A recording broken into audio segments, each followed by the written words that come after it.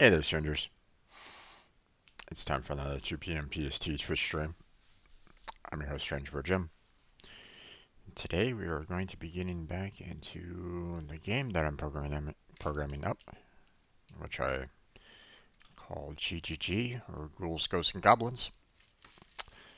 I'm using Unity 3D on that, with obviously the underlayer of C# on it. Uh, Last week we did a fair amount of work on getting the animations worked out. Um,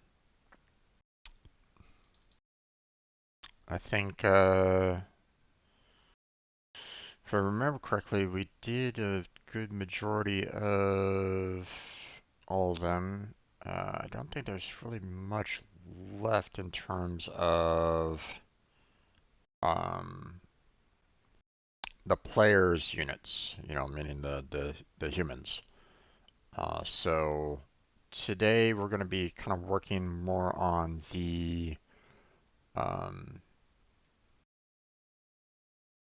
um, we're going to be working more on the enemies animations, trying to get those um, taken care of and handled. So um,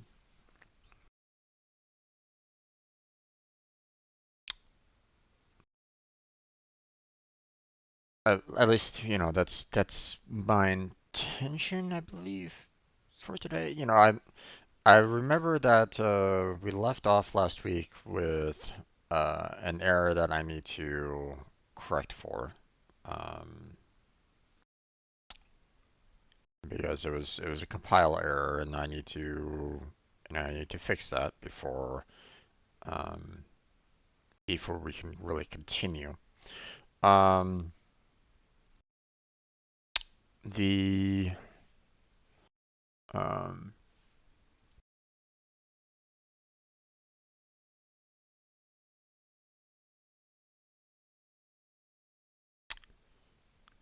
let's see. We were working on the warriors portion of the code, trying to get that worked out so that we wouldn't have to worry about um, when they do, get requested by the user, by the player. Um, there won't be any kind of problems with the animations on that. So I've already kind of worked that out. Let's see, anything else I should be aware of, or anything else to kind of talk about a little bit? Hmm.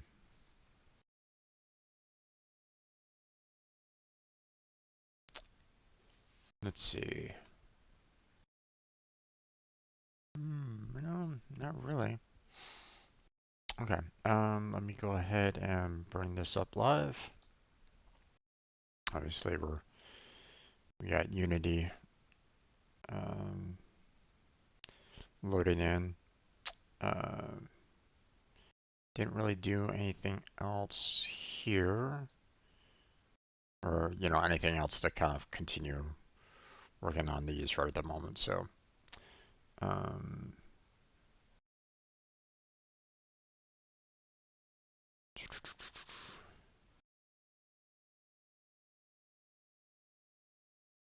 okay, we don't need this particular issue anymore. This is pretty much done. So let me go ahead and move it down to the issues already fixed.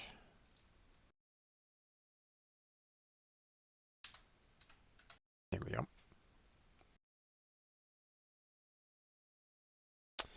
Let's see.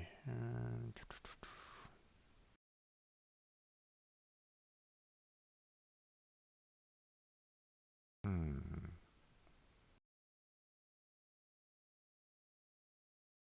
Okay. Um, yeah, there wasn't really much I can really do with the gradient on that. So, I mean, technically it is still a problem, but I don't know if there's really anything that I can do about that. Maybe they'll have a fix for it later, so that I can re-upload those images back in, and um, and I won't have any kind of problems with it. But probably not going to see it. Um, let's see. Okay, I think I've taken care of this one already, so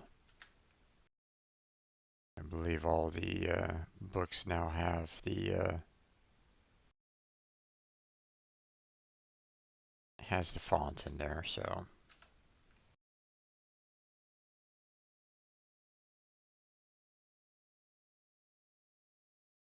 okay, done. We'll just go ahead and skip the new version for now.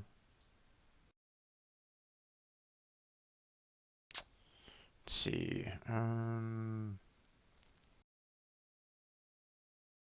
Yeah, we'll need to have a canvas at some point in time. Obviously, not right at the moment. So um,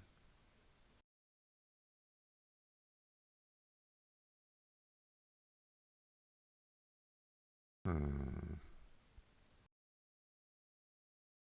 This is pretty much the same with the gradients as below there. So um, yeah, small warning. Last time I updated it, didn't really update the package at all. Hey there, Jedi. How you doing there, bud? Welcome back to the stream. Okay, effective images shown have corrected. Yeah, I mean we've already established what the issue is with this one, so I'll go ahead and move that down. We don't need this one anymore.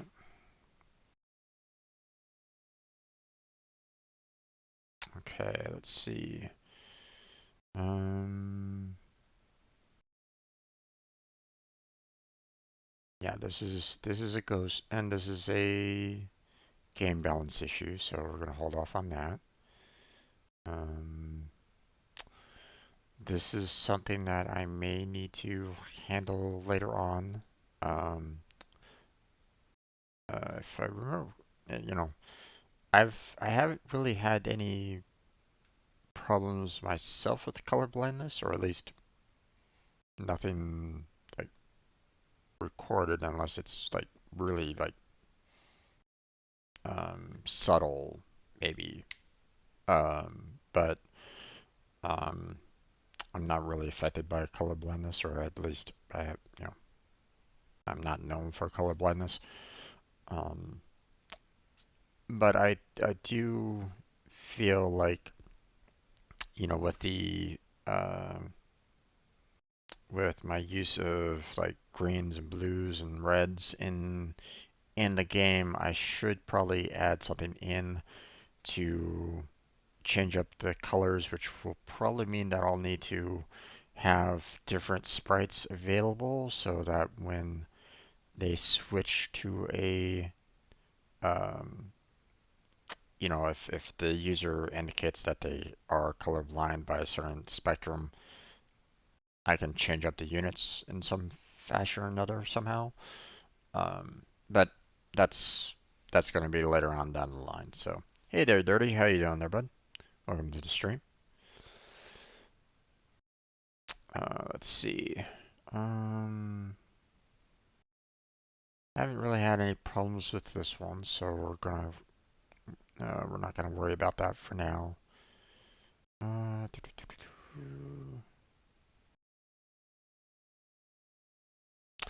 this is no longer an issue, so we're gonna go ahead and put that one down in our fixed section. Um,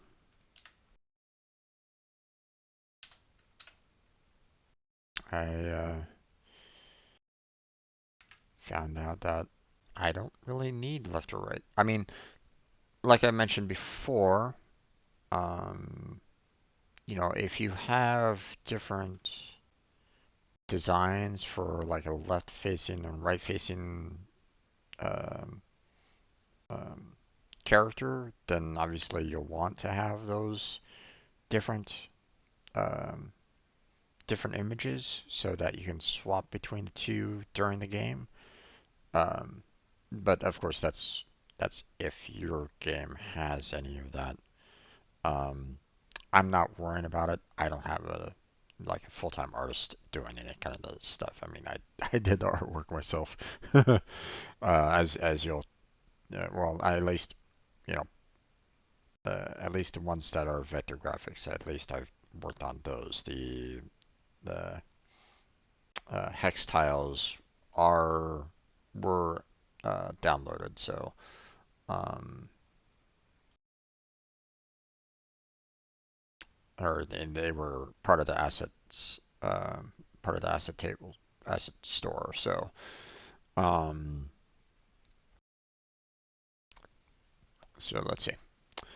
Um, let's go ahead and relook at the compile error again. Right. So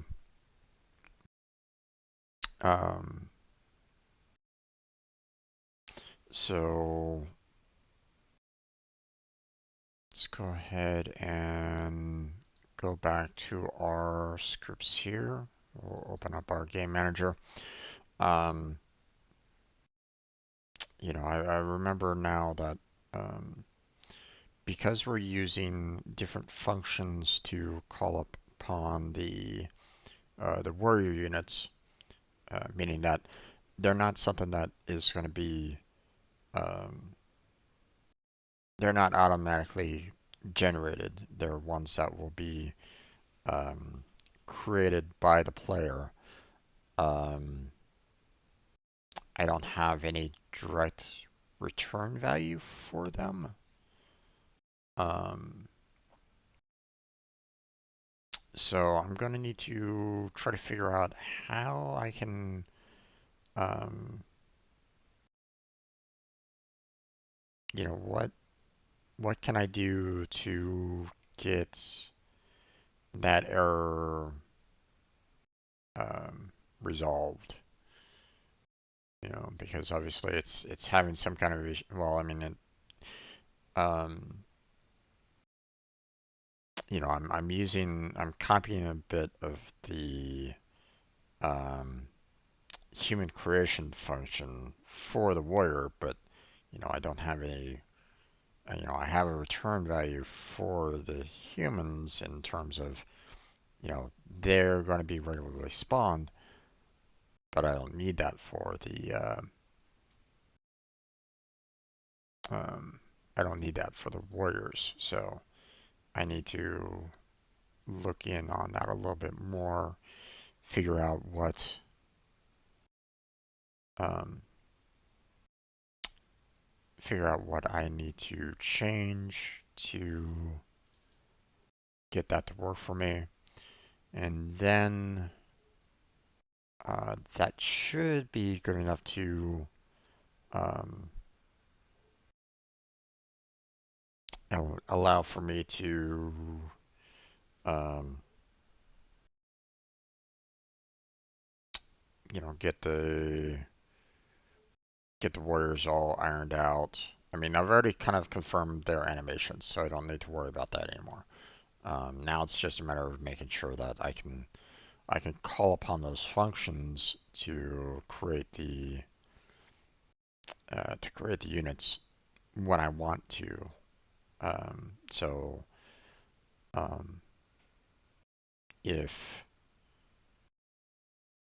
when I get to a point where I start wanting to um, have more, when I get to the pathing of these particular agents, I can start generating um, the warriors and seeing if they can actually go after um, uh, some enemy units. So we need to fix our code first.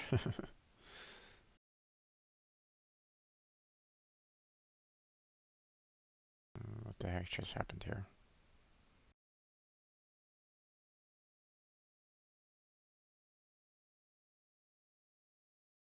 All right, yeah, so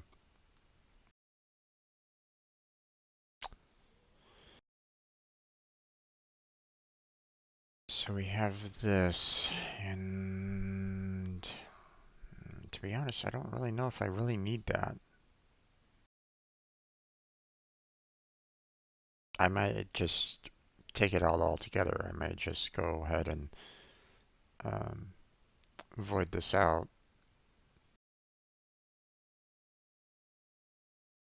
because it's just a matter of generating a warrior to add the into the list of warriors that are available, so that the game engine can kind of sort through them, handle their animations, handle their pathing, and so on and so forth. Um, so,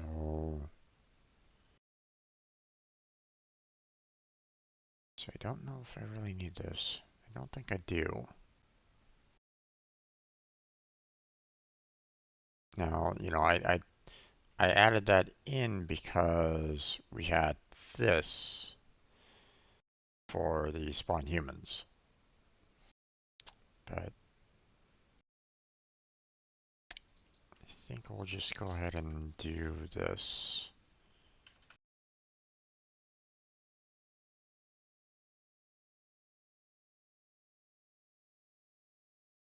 So, um,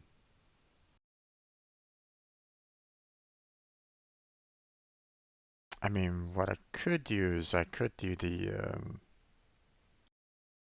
like if there's like a I could probably try to do a try catch in there so that like when it gets down to this section here, I could do like a try catch so that if there's a problem with it being created, I can always kind of create an error, you know, um,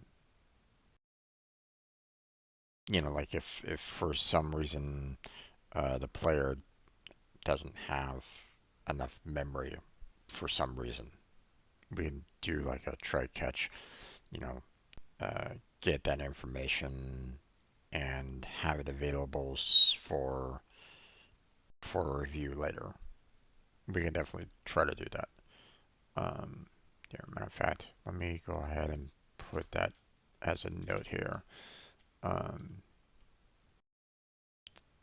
uh, close switch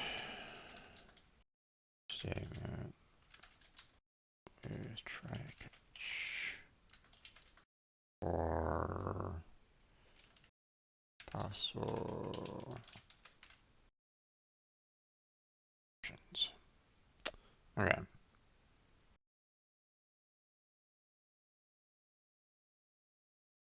Um, I may need to do that up here as well.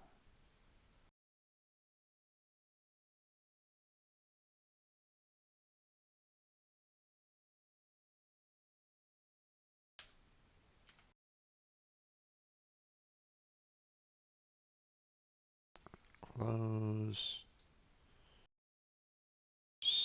Substantiate statement with try catch. There we go.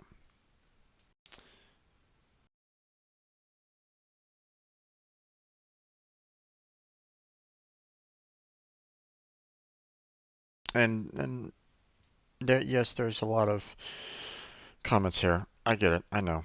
And I do plan on cleaning it all up. Don't worry. Um, but let's see.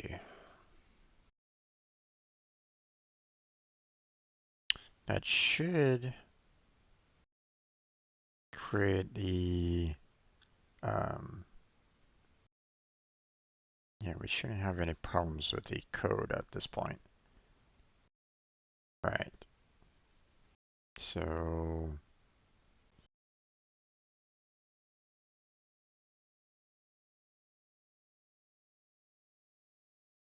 hmm, there are some warnings here that kind of leads me to some concern here, but we'll worry about that a little bit later. So, um, when you're developing code, the warnings are are not like you don't. Well, I gotta be careful with my wording here.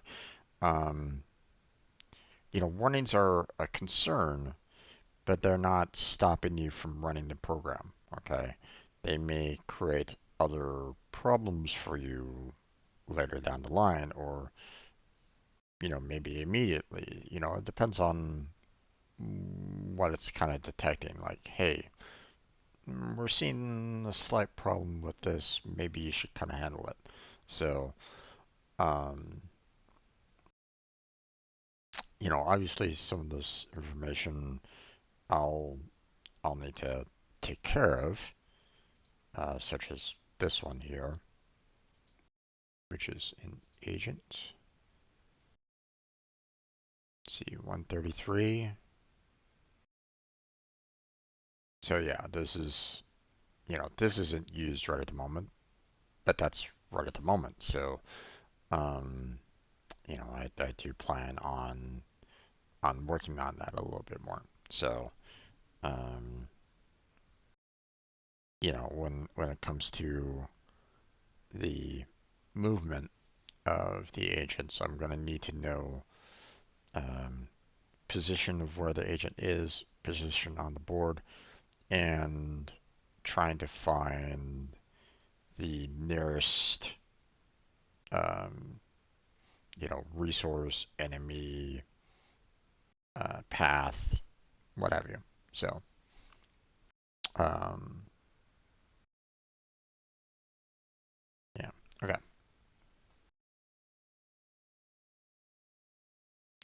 So if we hit play, it shouldn't have any problems at this point. We should have the game up and running again, and it should go back to its like default with the construction workers. Yeah.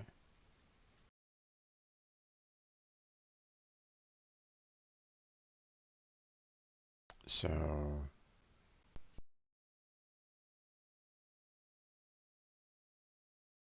now, if I remember correctly, yeah, I have it set for water, and it automatically sets itself with idle. So, um,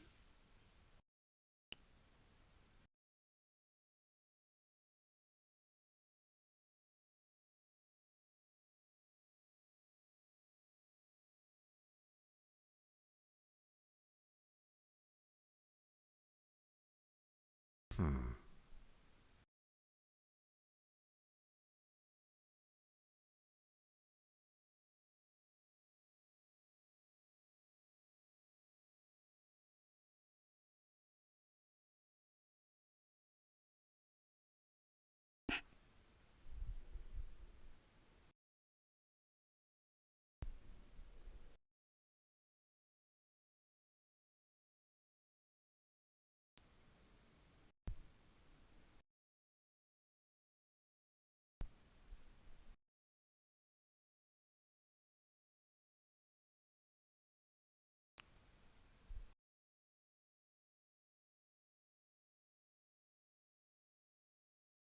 hmm, I'm quite sure about that.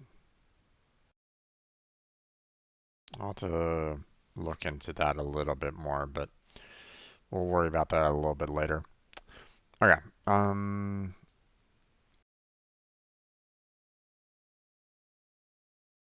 Okay. So,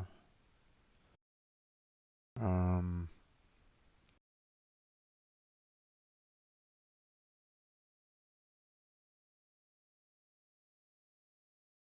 let's see.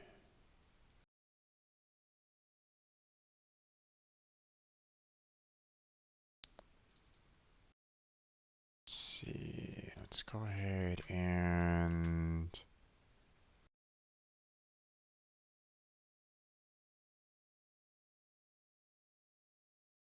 hmm.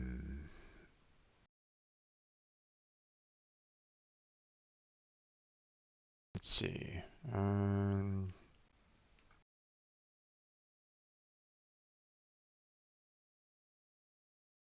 let's see.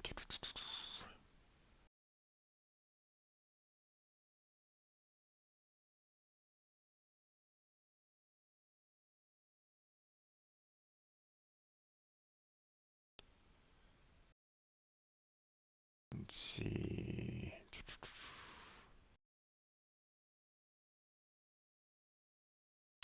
Let's see. We'll do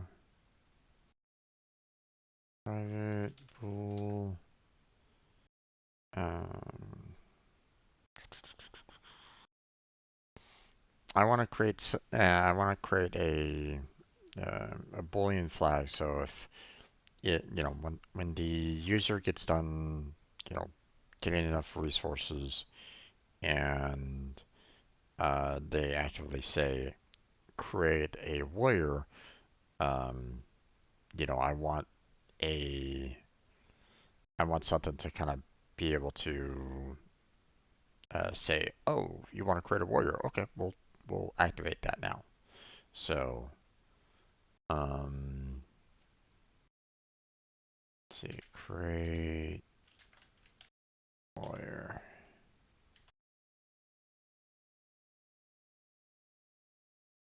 So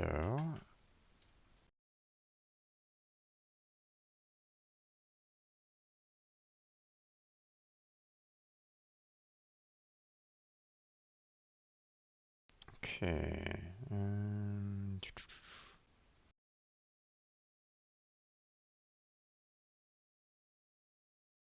Let's see if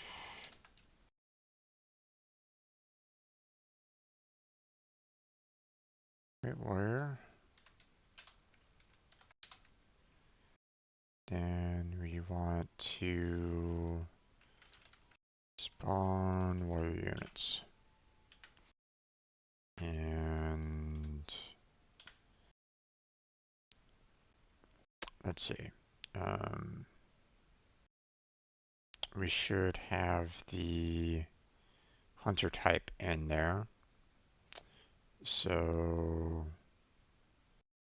let's go ahead and just create um, we'll just put something here that we can kind of change at any time. Oh,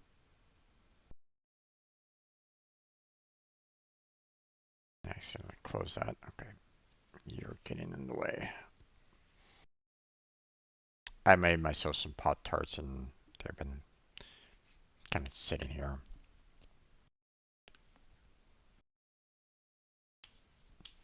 Hmm.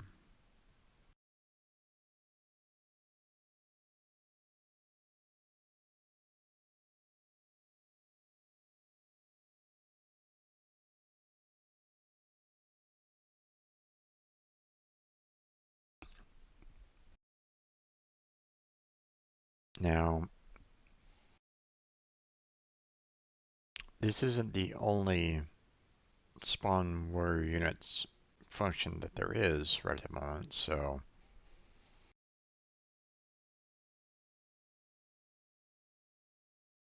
um,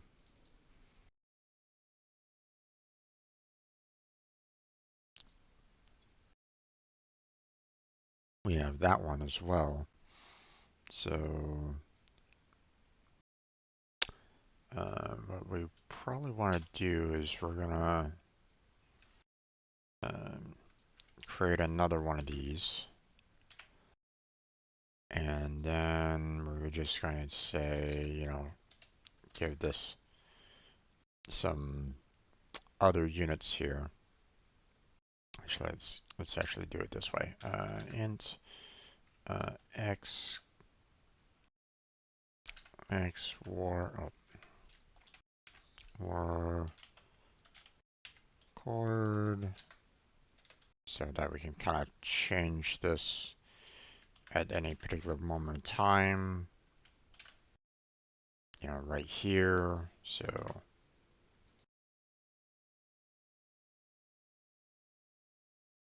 there we go. We'll go ahead and comment that out for now, so that if I want to, um, if I want to specifically say, hey, you know, I want you to create a, um, you know, I want you to create one of these warriors at this particular location, I can set the values there. So, and it doesn't matter if this is saying, hey, you know, this isn't really used. It doesn't matter. Um, you know, that's just a warning. So, um, now what I want to do is I want to make sure that my create warrior is now set to false. Um, so, um, we're going to go ahead and set this to false up there to start it off with. And then what we're going to do is that when we get to this point down here, um, we're going to go ahead and create the warrior, set that to true, so that we can at least create one warrior. So um, let's see.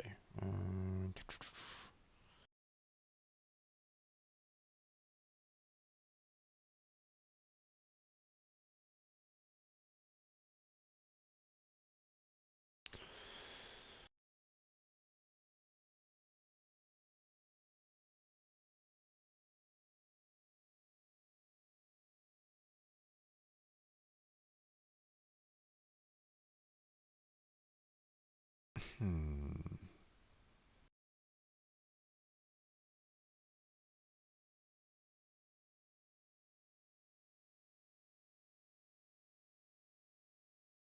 Let's see. Wait a second.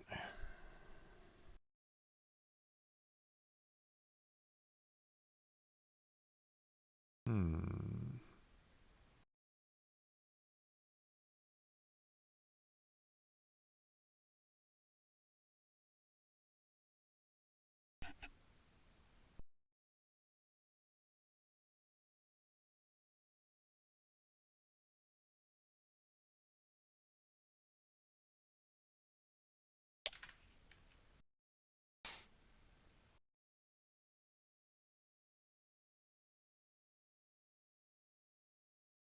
Okay. Game manager.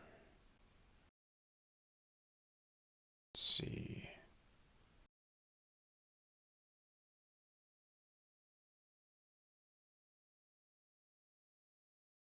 Hmm.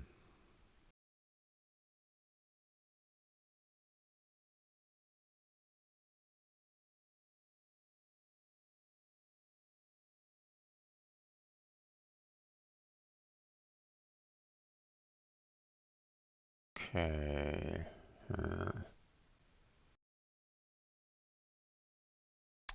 Calling default init, but I don't necessarily want default init there.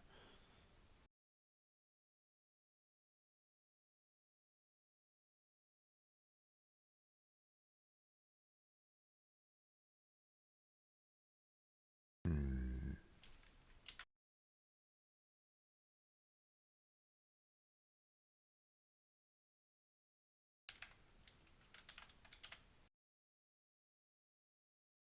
Okay, and then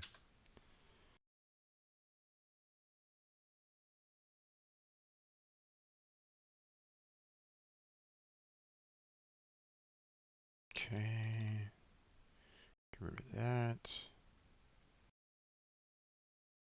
Of course, it's inaccessible due to its protection level. Hmm.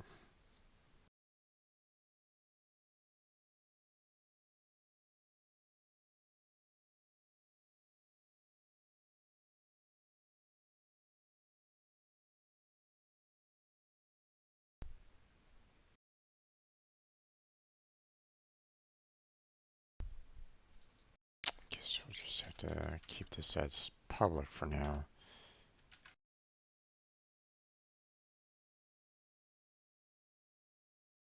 Don't really need this per se on this one, so.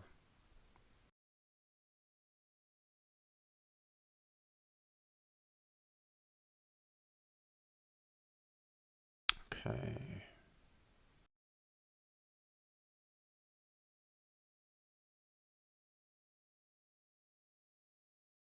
Oh, right.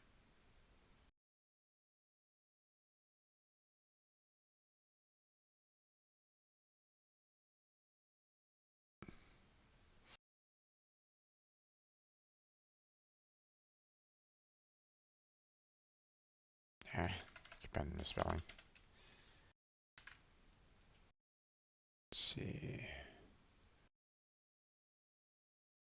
This needs to be.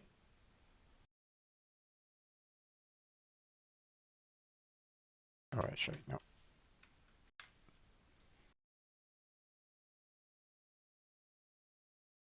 Okay, so this should at least create one warrior. Should. So it should create two construction workers and a warrior. Hopefully.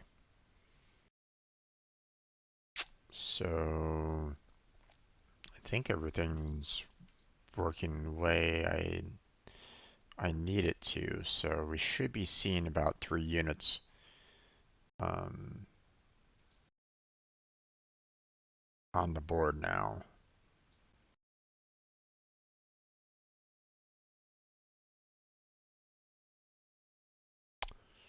Hmm. No warrior made. Okay. Let's see.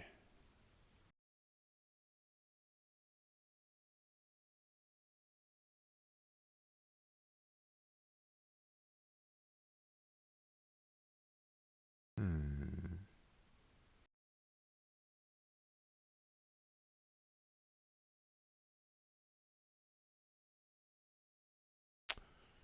Okay.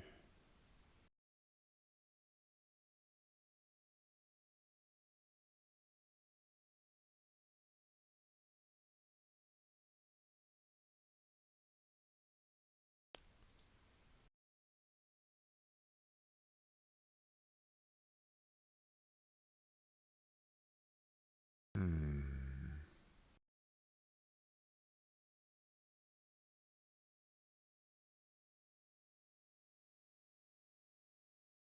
Okay.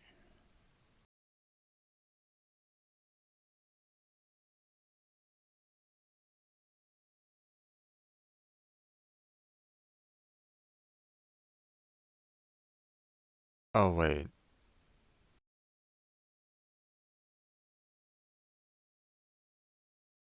Wait, no, it should still default to the ghoul sprite. But it might not go here, though.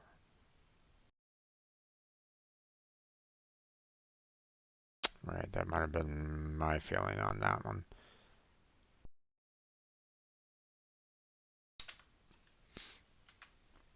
Alright, so now we should be seeing one appear.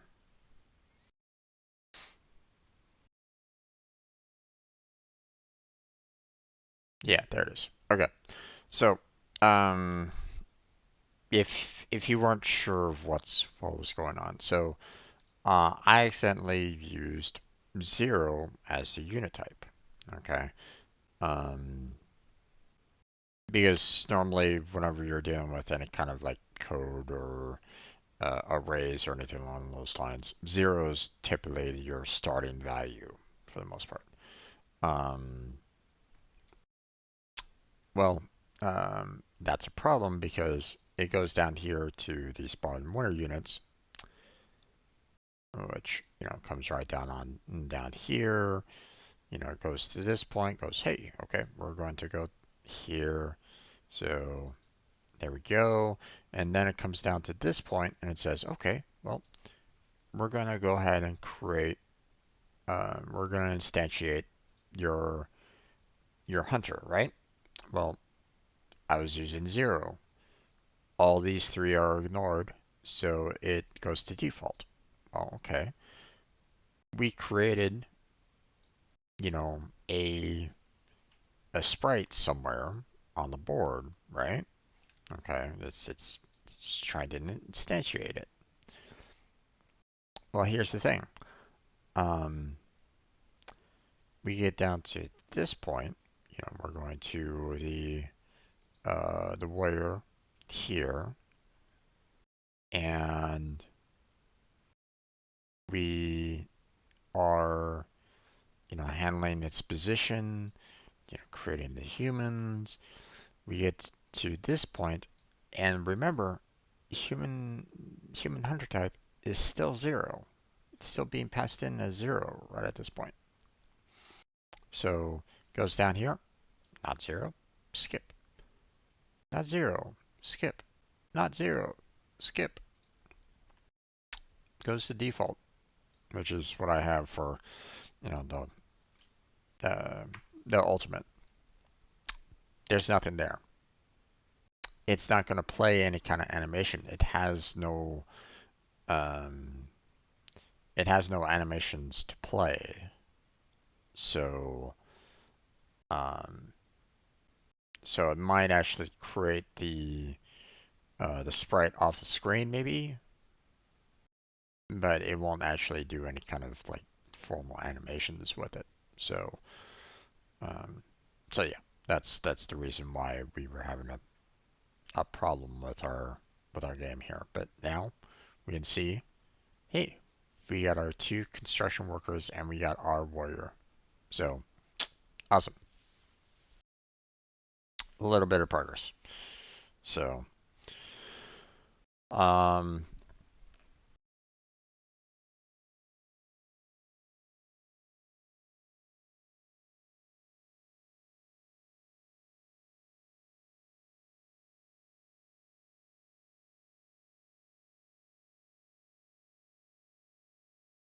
now that we have um,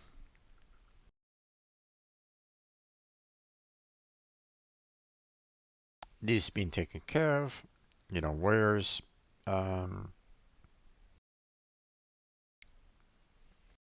being generated, we can now kind of work on um, getting our enemies um, developed and working. So,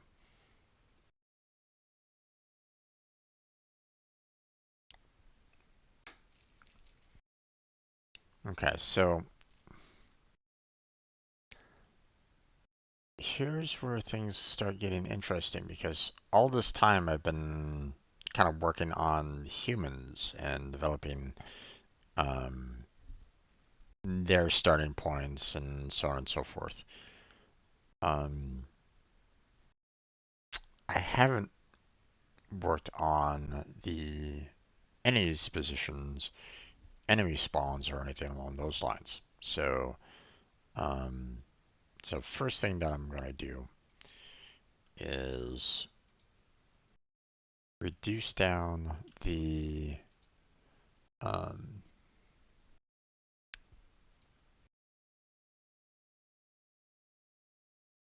reduce down our level here.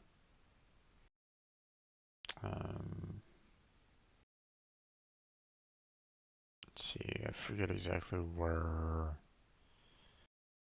I was updating it at. Maybe it's under board manager. It's probably under board manager.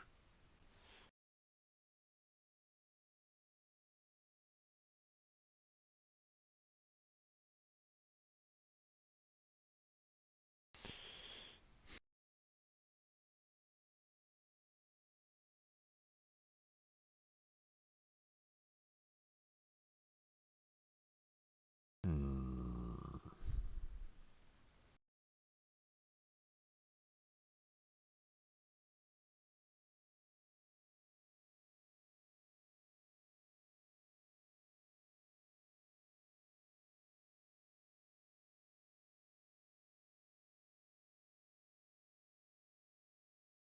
Wait, what is it?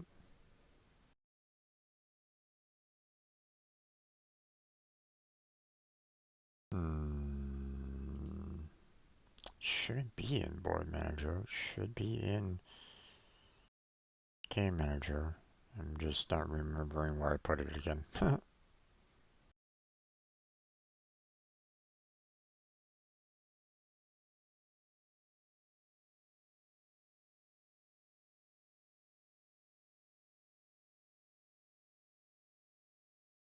Hmm.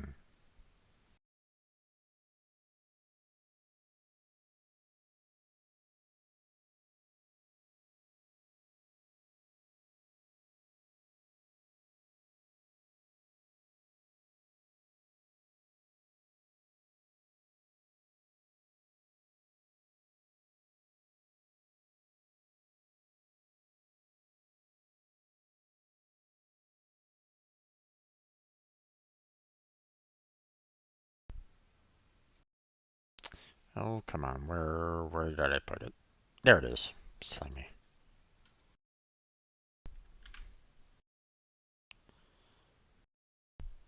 Okay, so now we should be back um, to our smaller map, as you can see. So,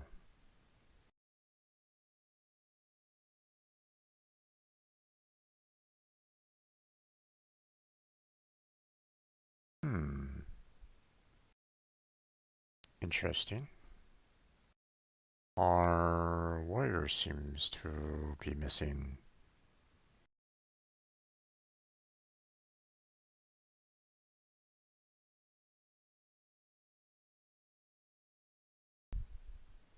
Even though it's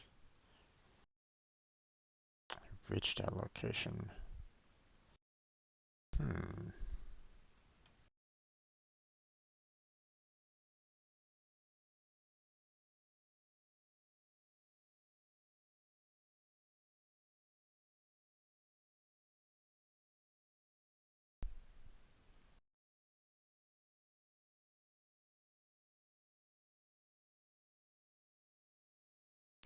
okay.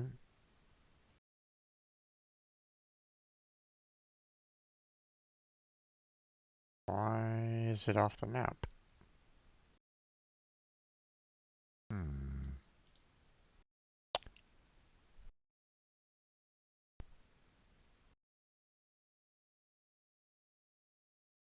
And two of them are created there. Um,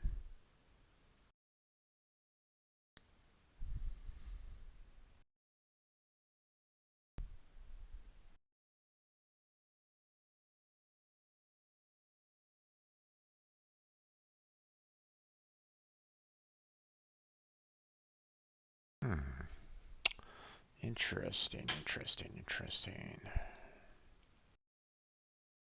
Why are we having a problem with positioning on this one? Hmm. Hey there, Simons. How you doing there, bud? Happy New Year.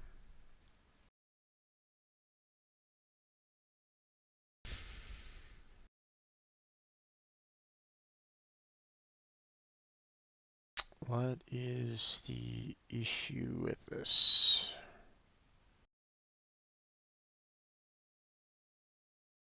Hmm.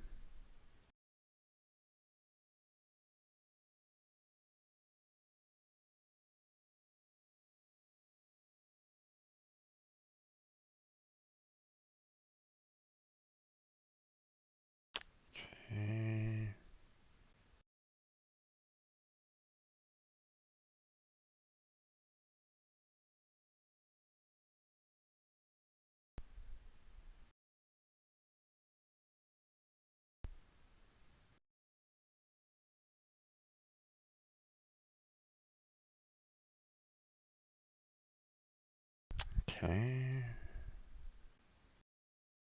Let's see.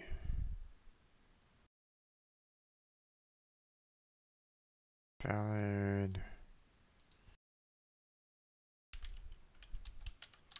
Spawn location. Terminal.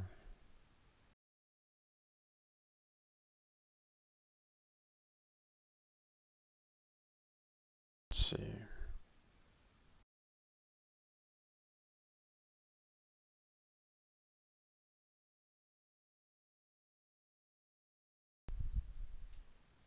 Hmm.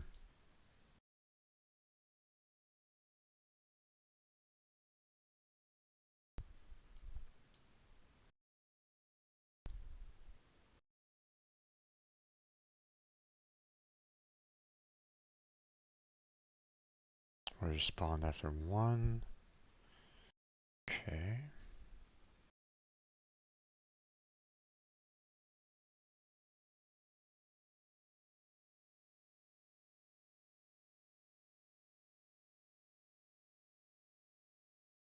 That works. That's what I'm looking for there.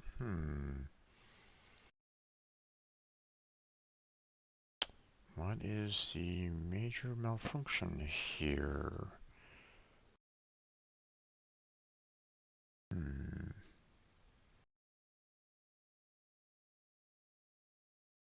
Okay, let's try this again.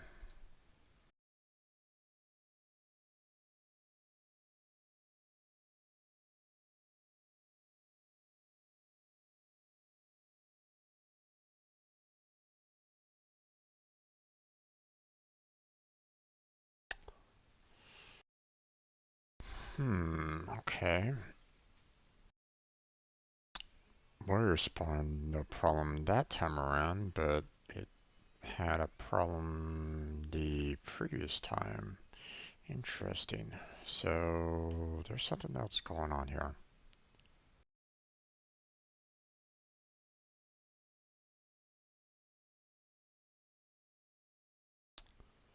Let's see if I can kind of recreate it in some way. No, right there.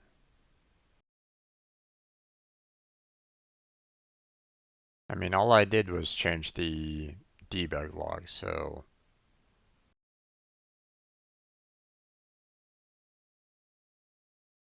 I mean, um,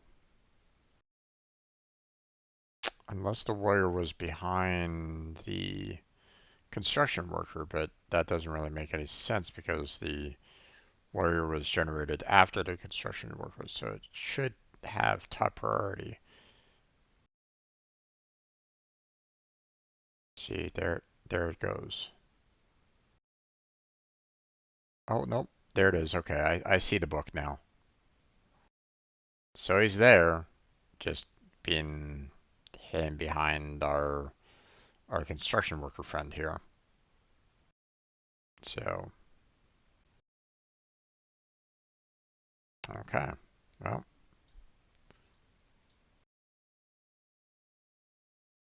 okay.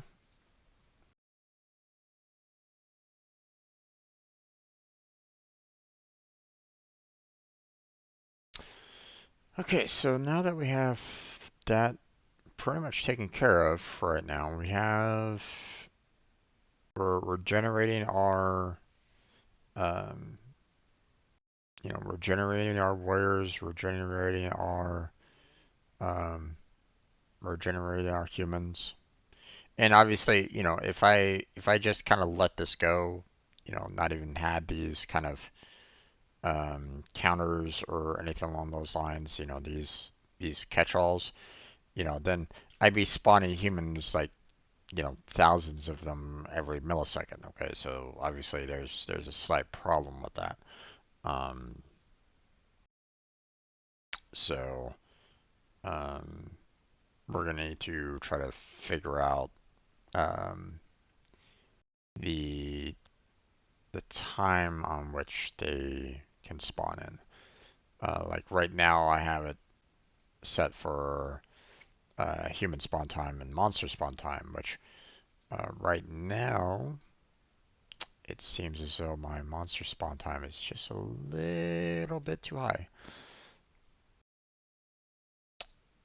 Because you look at this, and normally you would have a debug log saying, "Hey, we're generating a new enemy or so." Um, so the fact that it hasn't even spawned the first one yet is a little concerning. So I'm gonna need to kind of look at how fast Unity um, takes care of this. Um, what the relative seconds are um, to the amount here. Like, is this a minute? Is this 10 minutes? Is this an hour? I don't really know. But I obviously need to kind of be a little bit more careful with it. So, because obviously this is taking a little too long than what I really wanted to. Um, I need to use the restroom here, though, folks. So, give me a minute. I'll be right back. Okay? So, hold the phone. Be right back.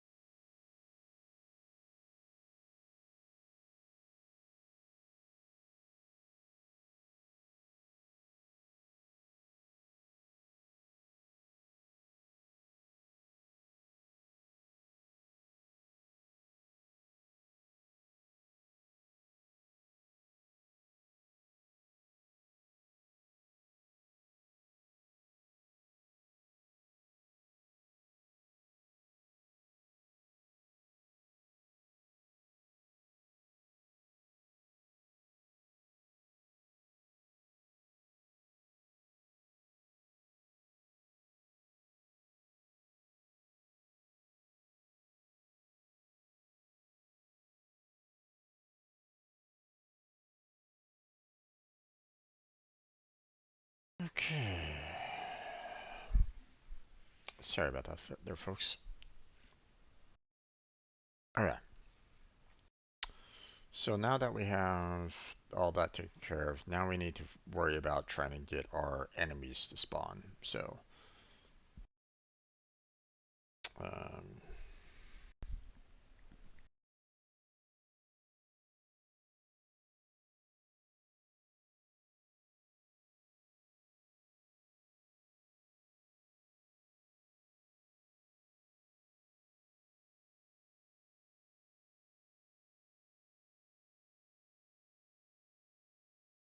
let's see.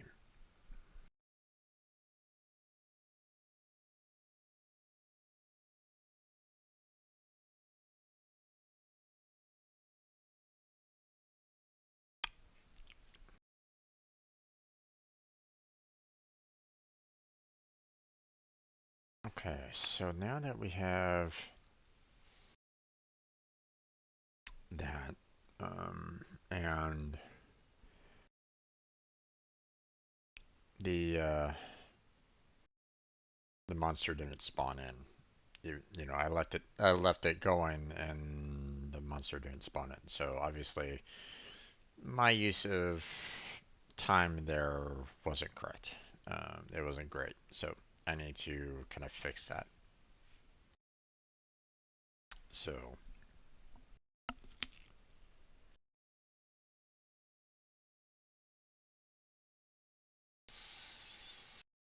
hmm,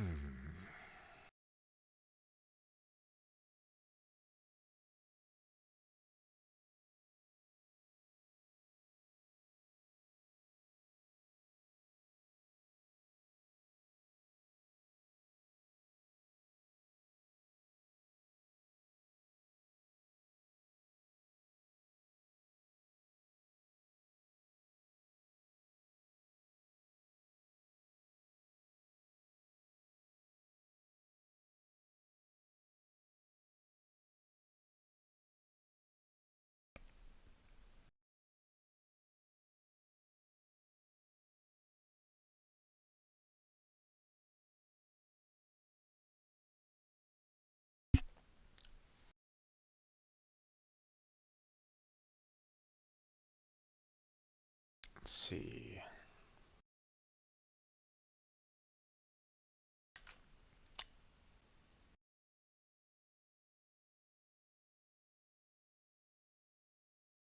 Hmm.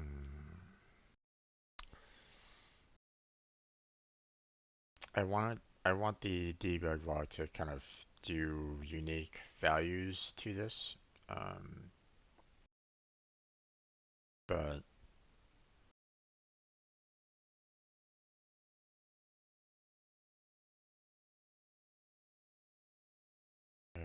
and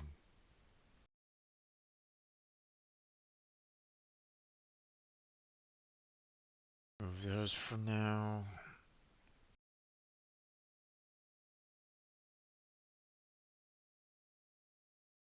Let's see.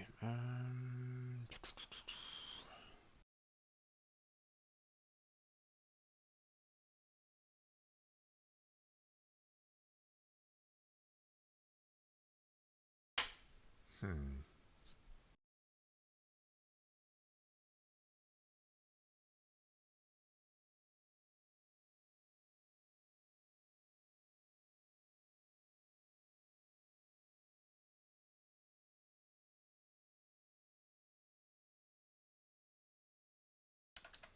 Okay, let's see.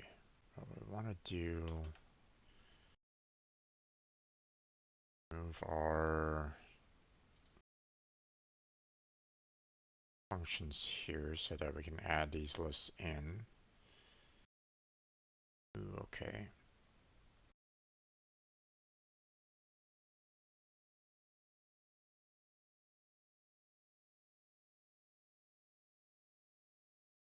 Okay, let's go ahead.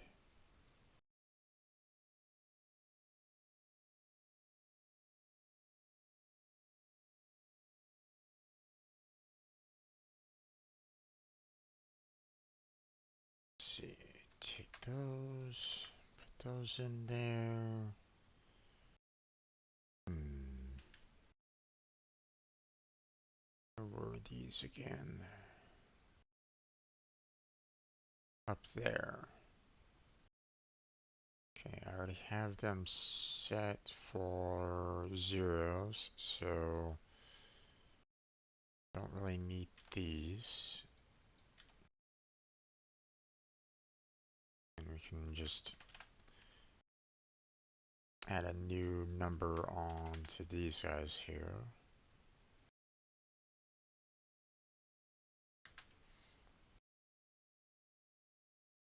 Um, Or actually, hold on. Let's go ahead and kind of move them outside and do that. So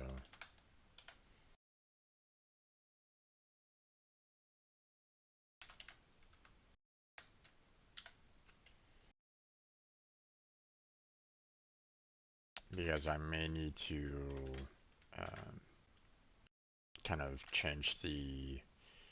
um, change their ID when in, you know, upon creation. So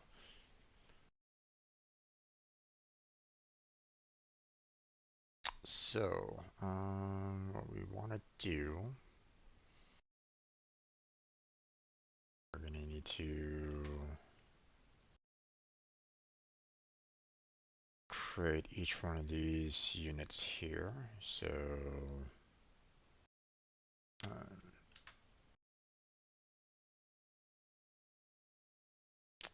we're going to want to grab a hold of our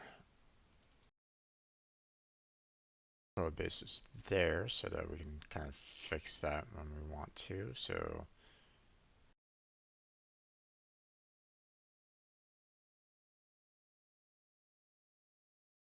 okay, do that.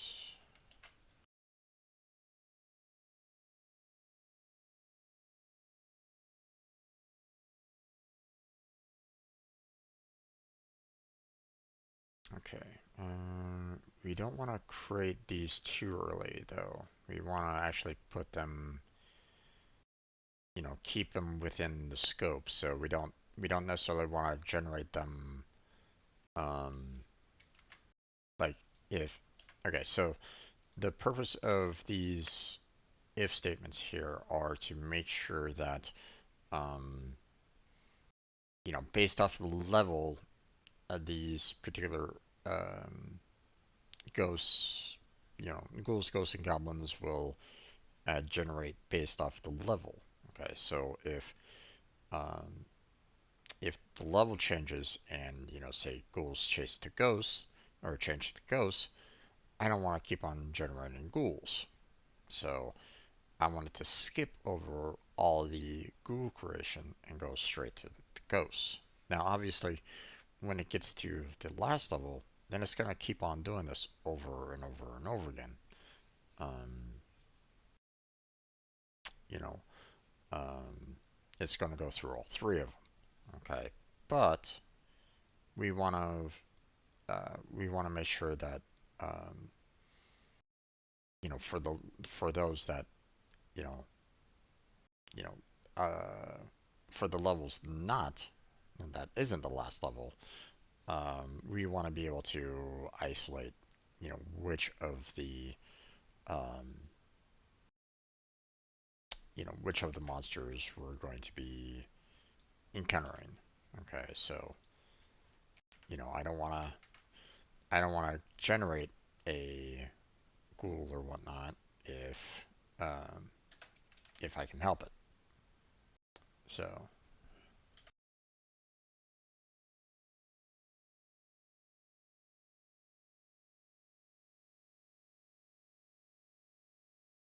and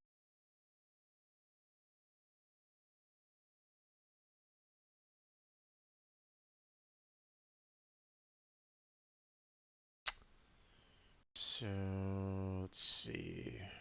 We're going to do this.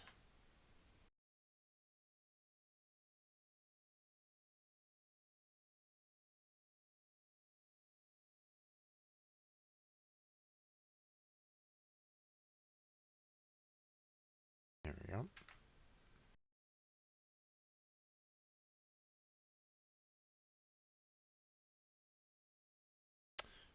Okay, now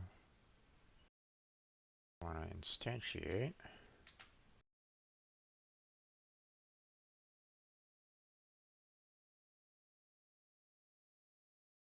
Uh,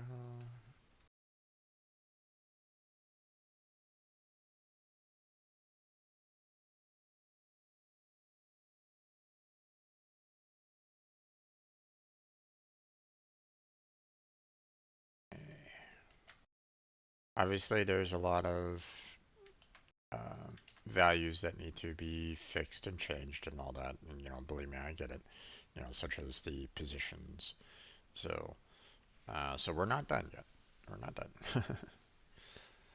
So, um,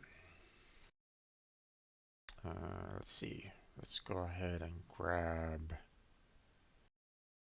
uh, these up here.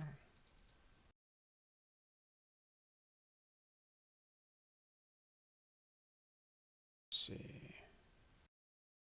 Actually, hold on. I'll grab this because we need to kind of bring that down here.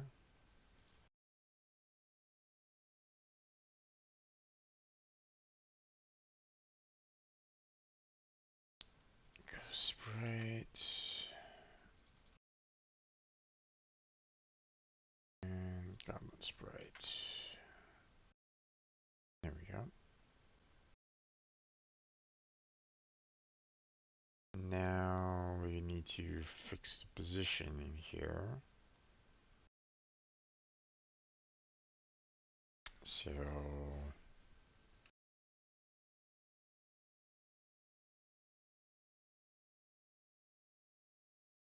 okay.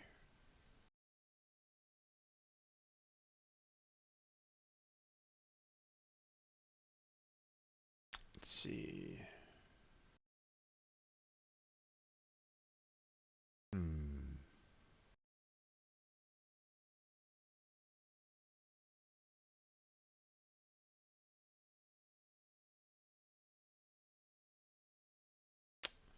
Okay, the X and Y positions is something that is determined by the spawn location for each of these monsters.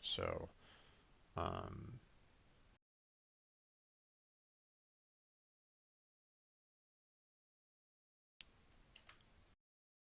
so this needs to kind of change per value here um, per monster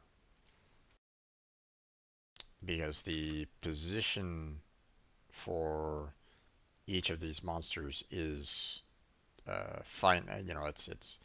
It's already determined. It doesn't change. So um,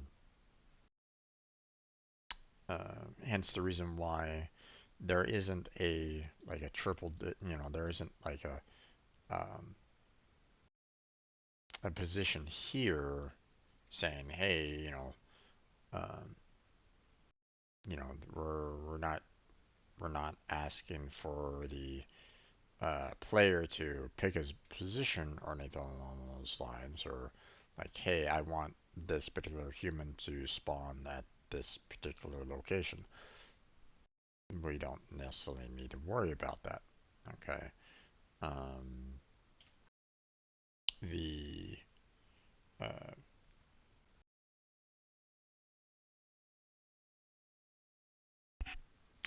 the we're already gonna have a position, kind of set for uh, for the enemy. So um, now this is referencing the board manager's um, the function spawn human, but um, we're gonna want to get the positions um,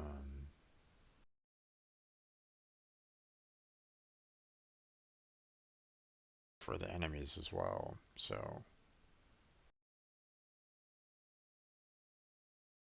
mm,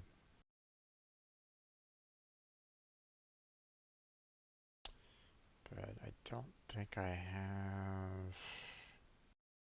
I haven't really worked on the spawn positions for the enemy yet. Or at least, I haven't.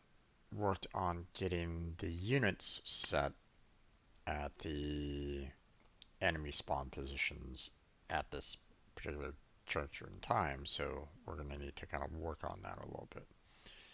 Um,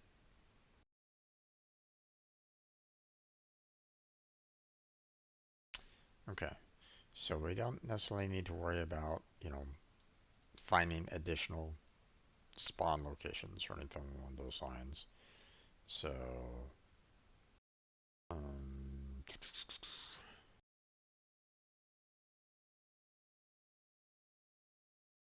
hmm,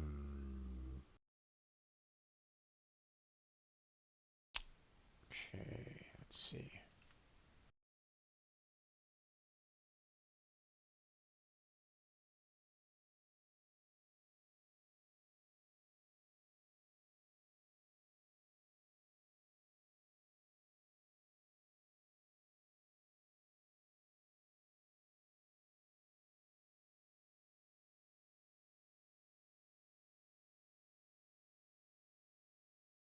Okay, I'm gonna have to make the assumption that um,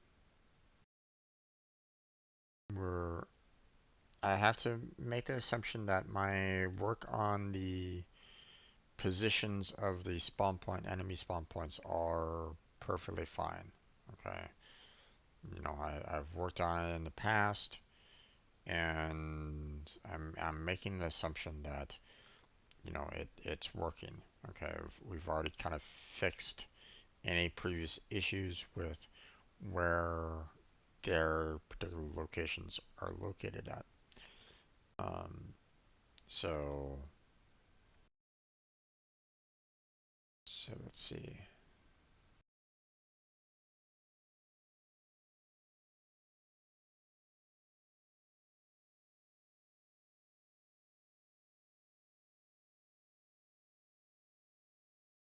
Okay, so we have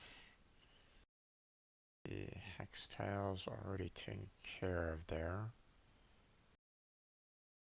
Let's see.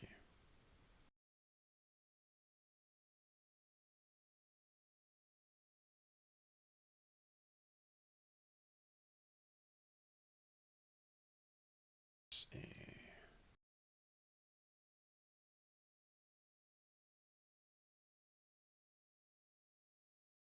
Huh, okay. So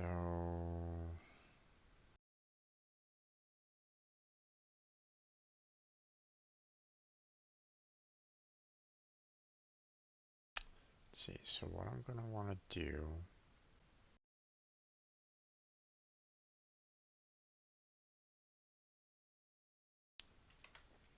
Let's see. Public. Um,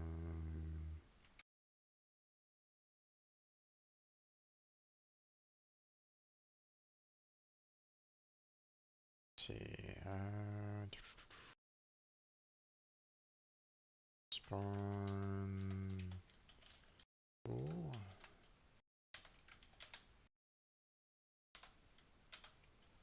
Public. Okay. Spawn. Ghost.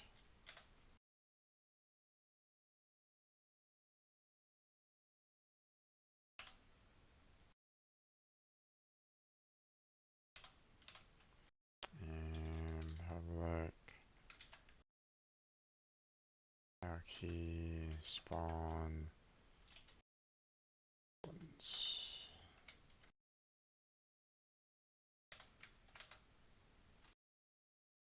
Yeah.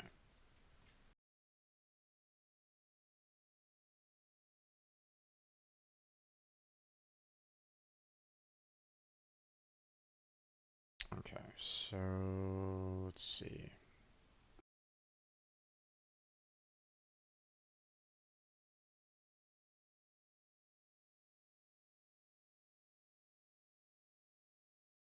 Hmm.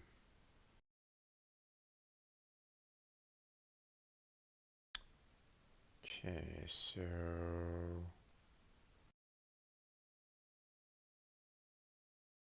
Actually, hold on. I want to use that.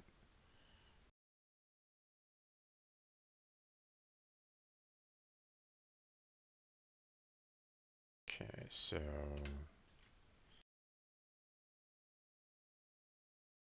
let's go ahead and reuse this. So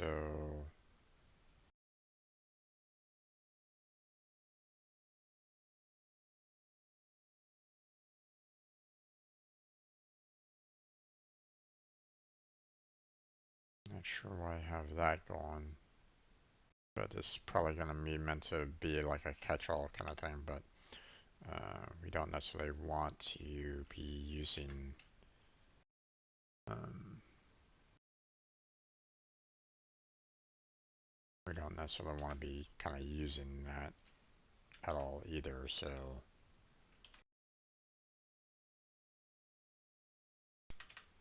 okay, grab this.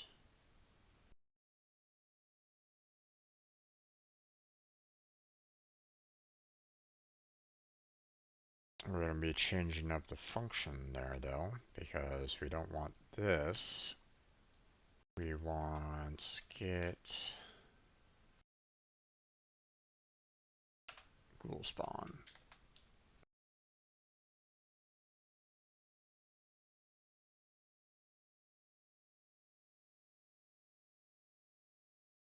Ooh, okay, wait a minute.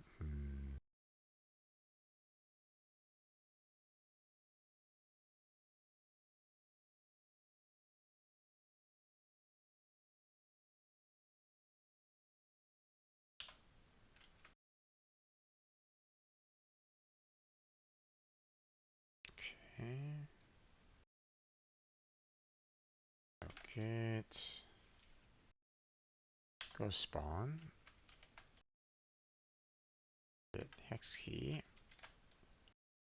Yep. Let's see. Get goblin spawn. Get hex key. Okay. So now, seeing that we've already established quite a while ago, the spawn points for ghouls, ghosts, and goblins,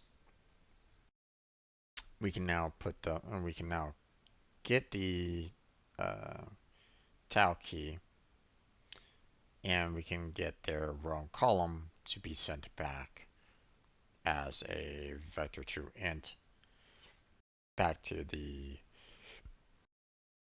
calling value. So now we can go back to our game manager here, and instead of using GGG board with spawn human, yeah, we can now say we want to spawn ghoul.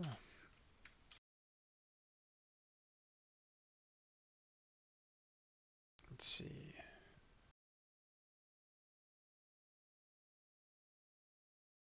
We can spawn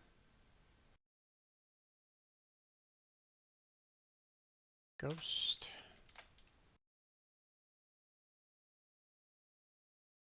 And now we can spawn goblin. There we go. Okay, now we have some problems here. Go ahead and fix that. There we go.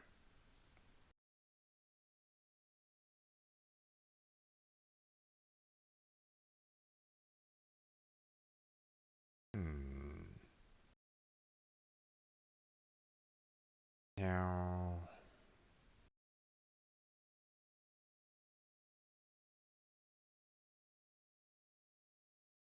I want to be able to, I want to try to call each of these kind of individually. Um, or I want, I want to be able to tell like, hey, this is goblin number one, two, three, so on and so forth. Okay, I want to be able to kind of distinguish between them so that I can kind of track down, um, what could be um, like a potential issue or anything along those lines. I want to be able to, um, kind of trace back where, if there's any like major issue, we can um, like look back on the logs and go, okay, you know, this particular unit went here and there and did this and did that, so on and so forth. Um, so now that we have all this taken care of, now we should be good to go for the most part. Um, it's not completely done yet though. Um, because we still want to get to a point where we actually call the animations for each of them, and then obviously create all the animations for each one of these particular units and make sure that they're actively being generated. So,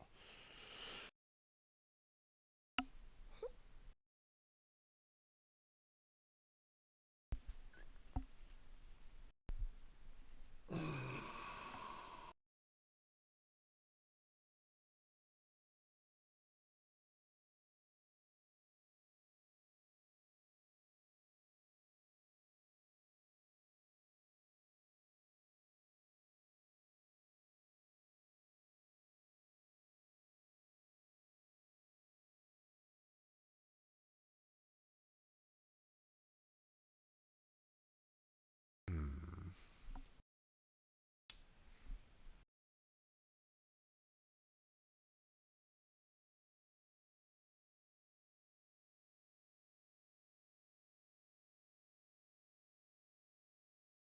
okay, we haven't done any kind of code whatsoever for the ghouls, ghosts, and goblins.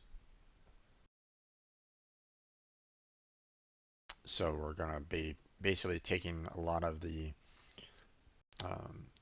code that is like within humans and warriors and kind of transfer it to the ghouls, ghosts, and goblins so that we don't have to kind of repeat too much on this.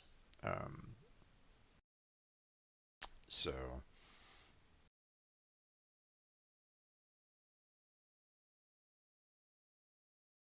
um, I had to kind of change this up a little bit though.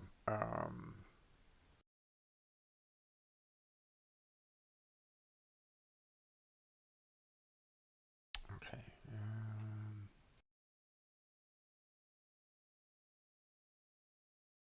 Probably gonna have some errors in there.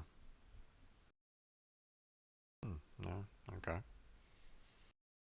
No errors so far.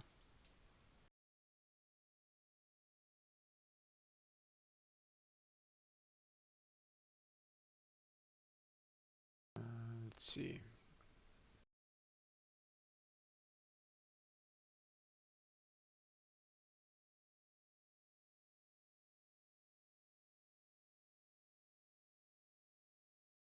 Okay, so what we want to do is humans.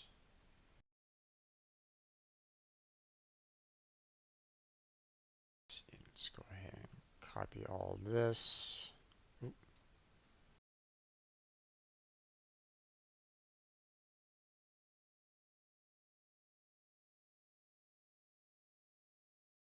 let's see.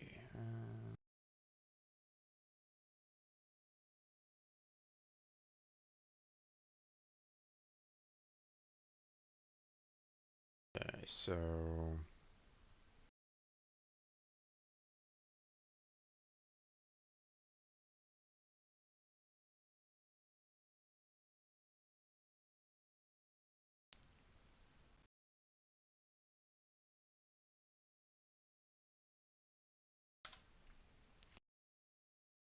let's see.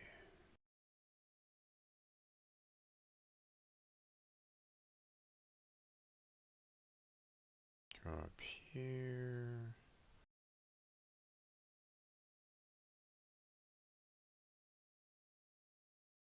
That down. Let's see.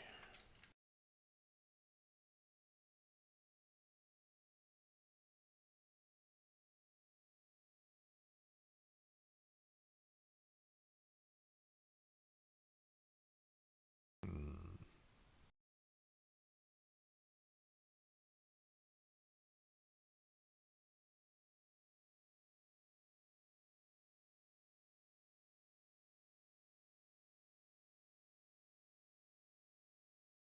Let's see.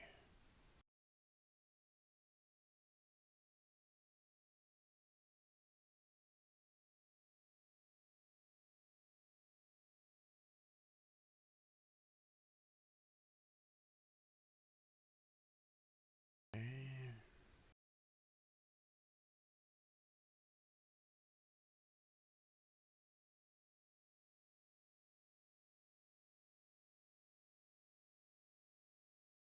Toggle cool.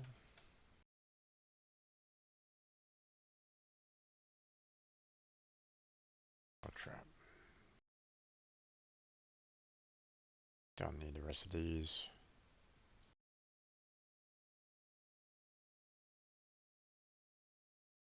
Okay, so now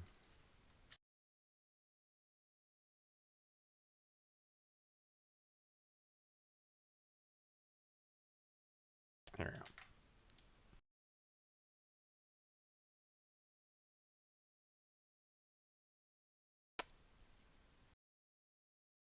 So that should be fine there.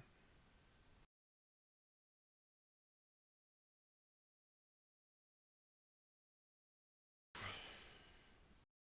think we should be good there, I believe. Let's see.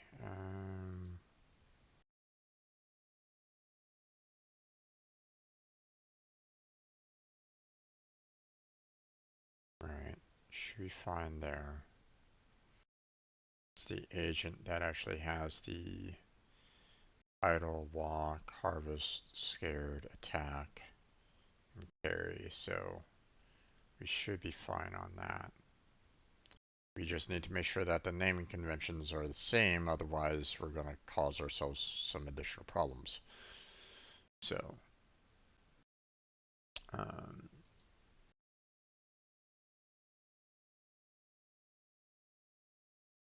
so let's go ahead and copy this for the ghosts and the goblins. And we'll copy these. Pass those to ghouls and ghosts and the ghosts and goblins. There we go. Now let's go and fix this.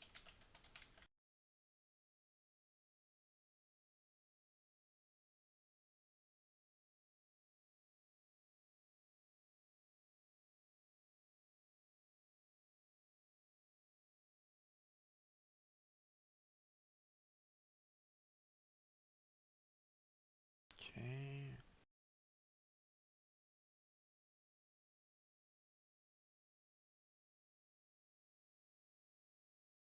Don't know why I'm using plural on this. Matter of fact, I should probably just not do that. So,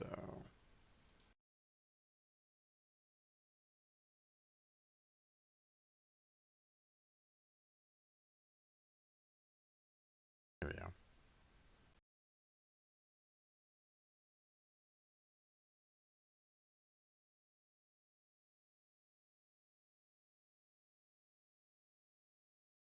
Okay.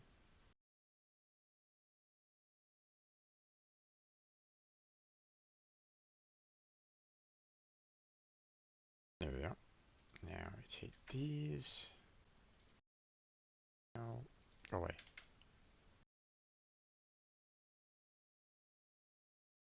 There we go.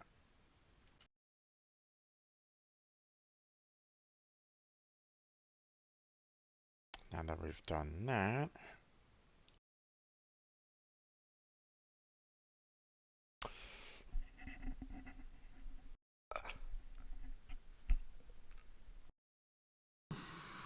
now after a little bit of time, um, we're gonna want to kind of create, you know, we're gonna want to be able to kind of spawn in the trap versions of the enemies. Okay, um, so in the game manager here, okay, you know, under the enemy units here, we're gonna want to um, get to a point where we're gonna, toggle the spawning of the um, spawning of each of the uh, we're gonna have another kind of delay or like, hey, um,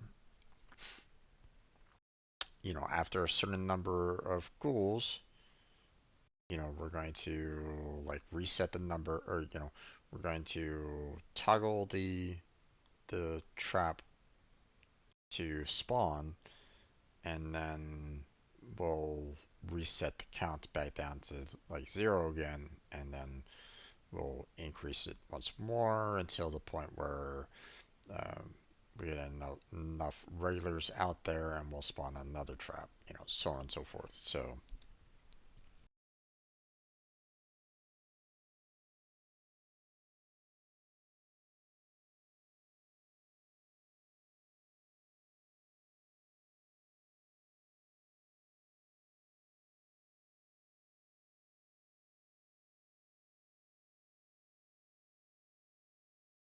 So um,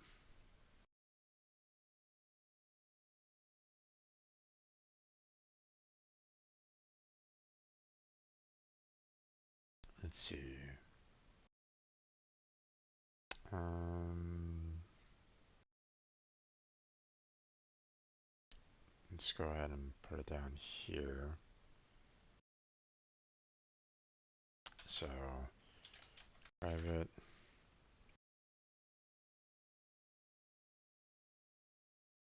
um,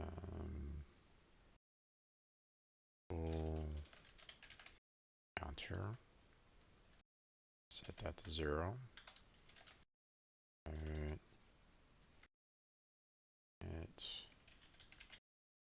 ghost counter.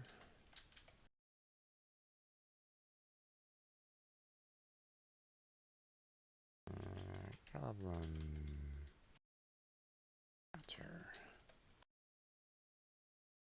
Um, then we'll have some additional, actually, bool, um,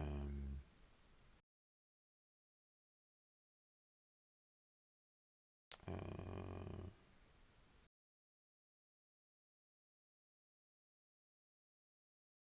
wrap, bool, bool. Set that to false.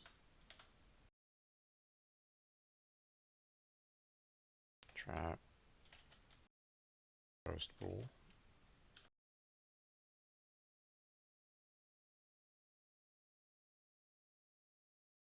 Trap, goblin. Alright, so now that we have all those, take that down here.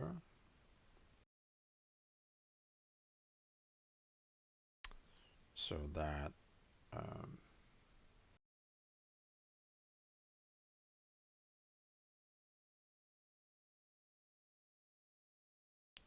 let's see, let's go ahead and comment those out there, just so I can kind of reference them again. So, um,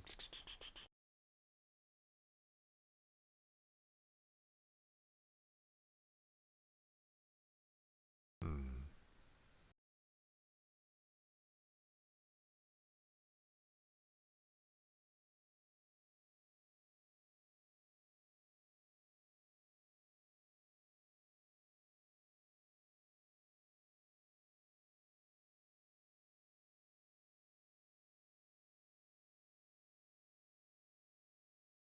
So what I want to do,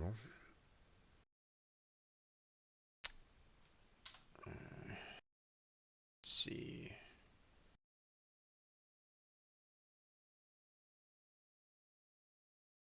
if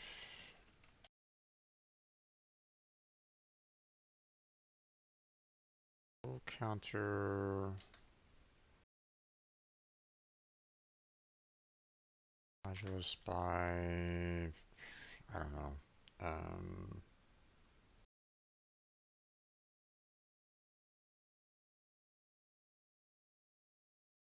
random, actually,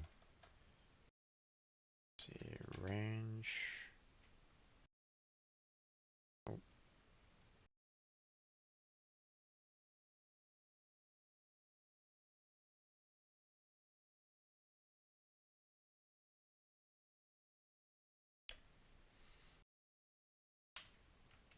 not sure if this is going to work or not, but we can definitely try. So, um,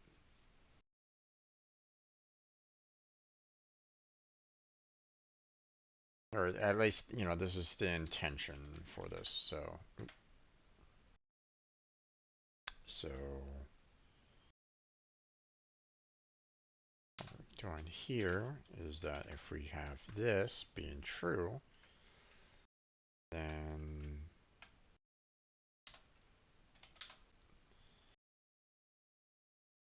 we're going to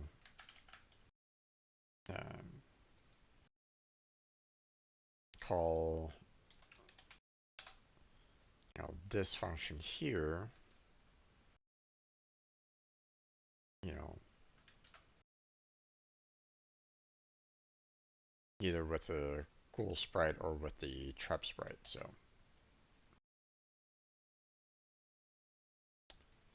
now we can go up here, cool trapper sprite. There we go. And then, seeing that this is true, you now, on the inside here, we can now set this to false. And then we can reset our counter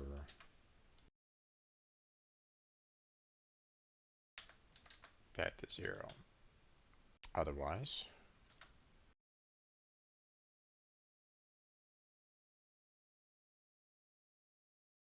we increase it.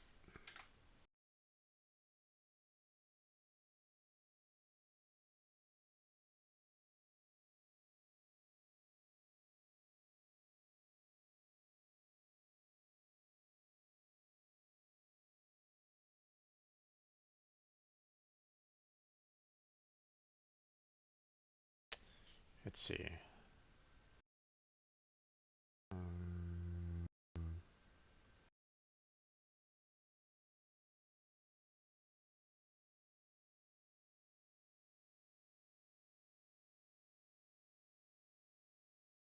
Actually, let's go ahead and do it this way. If this is less, actually, if it's greater than, then we activate this. So basically, if the um, we're gonna do if the um, if a random range um, is large, okay, and the counter is still small, then it won't spawn. But if at any point in time the range does eventually get over the if the counter does go over the range amount, the random value, then it will spawn in the trap. So, or at least that's the intention. So,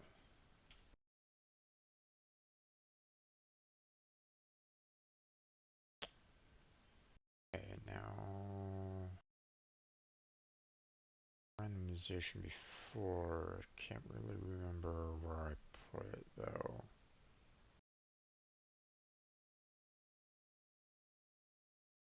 Let's see.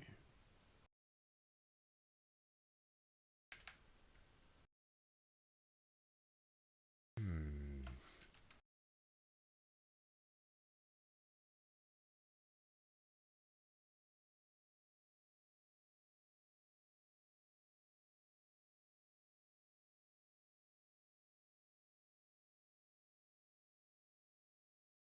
Okay, it's in the board manager.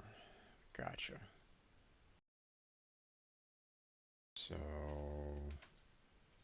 do I have that saved here as well? I do not. Okay. Definitely gonna add in the random library.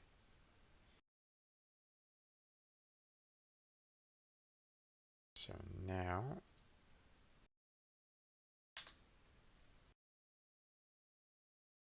here we go.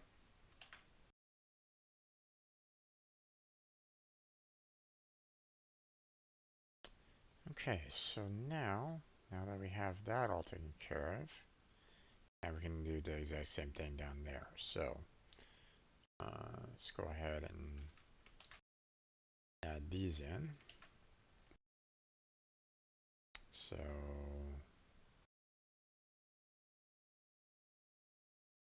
take that, move that down here.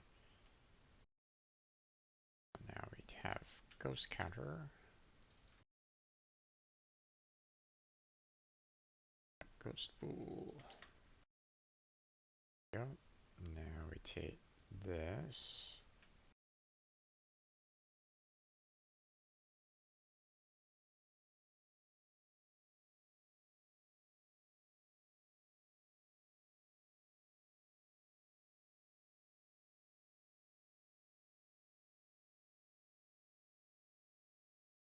Okay.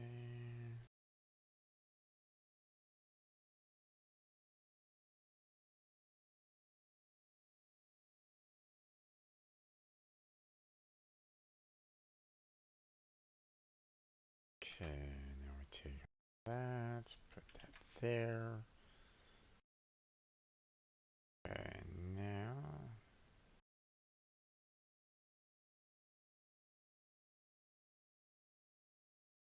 fix these. That. And then we have to fix this here, so.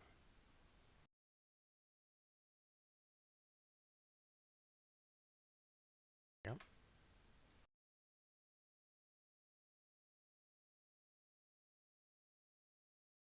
Go. That. Here we go. And then take that. There we go.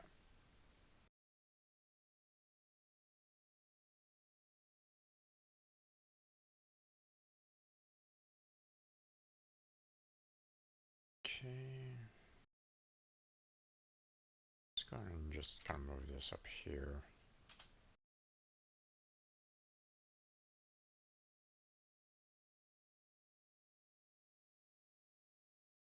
just in case I need to like modify these statements at all.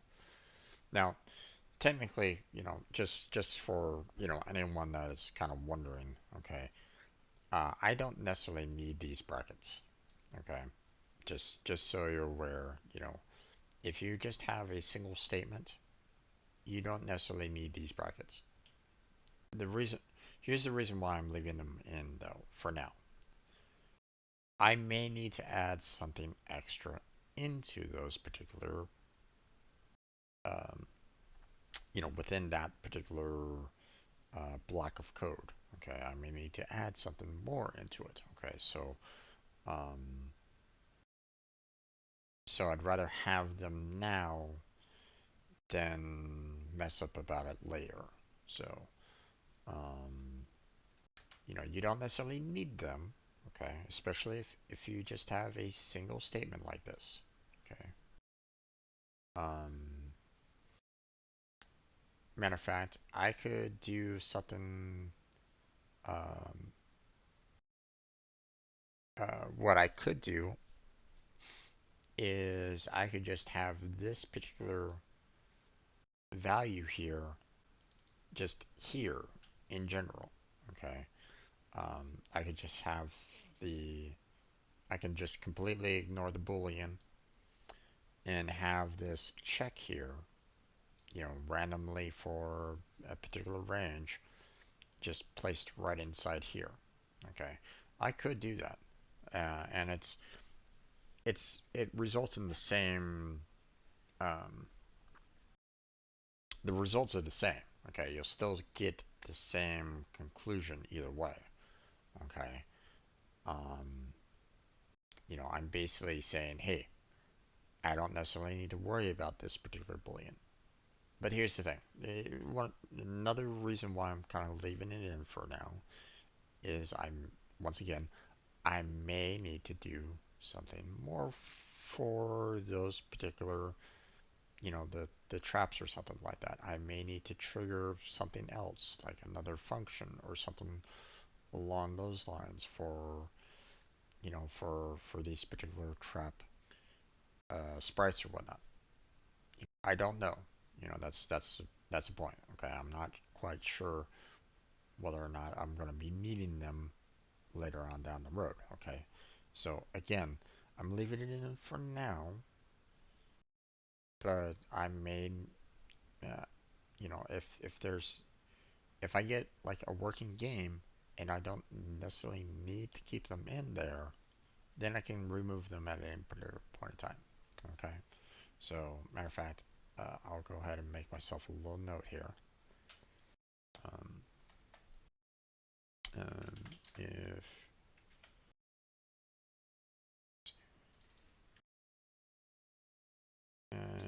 is not needed, feel free to remove boolean.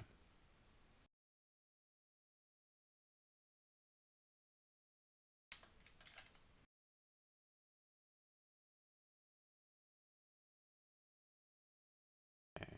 And we'll go ahead and do that for all these here.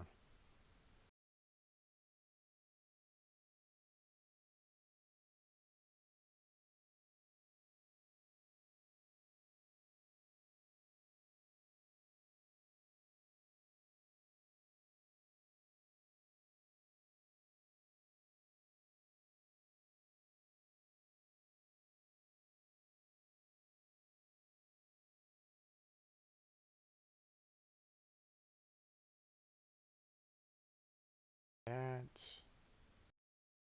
go down here so we can reuse all this again.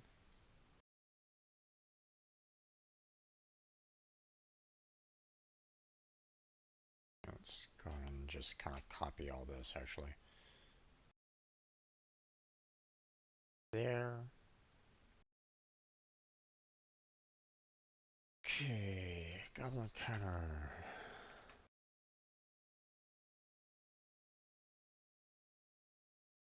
Let's see, trap Goblin Bool.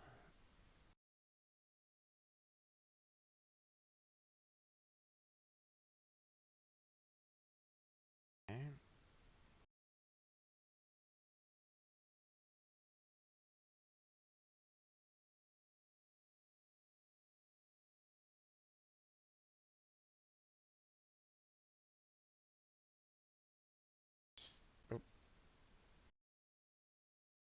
Oh, button. There we go.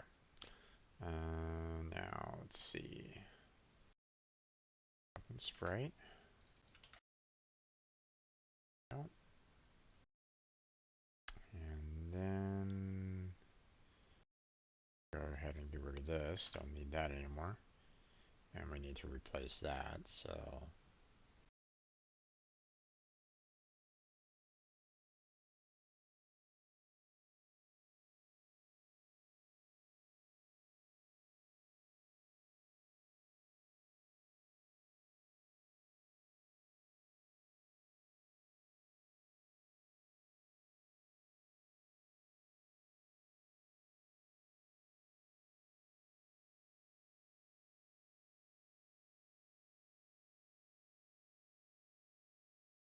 okay.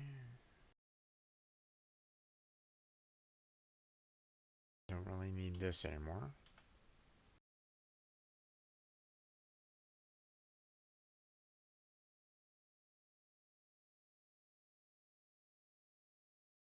We need that.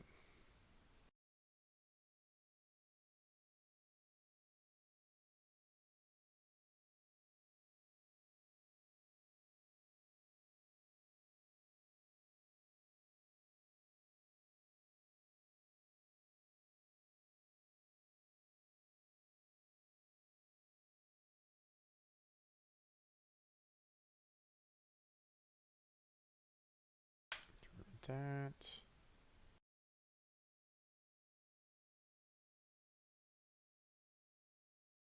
Wait, I thought I replaced that one.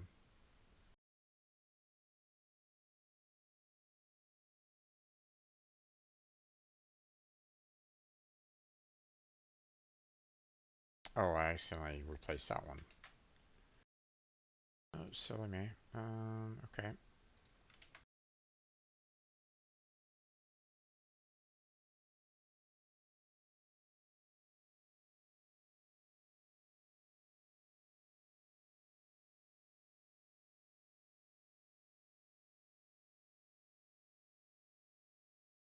Okay.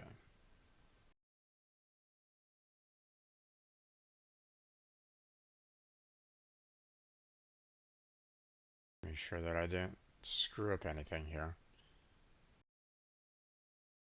You always, whenever you're doing any kind of copying and pasting, for those of you that are just kind of getting started in coding, make sure that whenever you do a copy and paste, go back over what you've just done and make sure that everything is lined up, you know, perfectly. Because if you paste in, a value in there and it doesn't necessarily match, or if it's like the wrong type of value, like for example, if the ghoul counter here was accidentally down here, then it would mean that there would be an increase in ghoul traps because it would increase the ghoul counter over and over.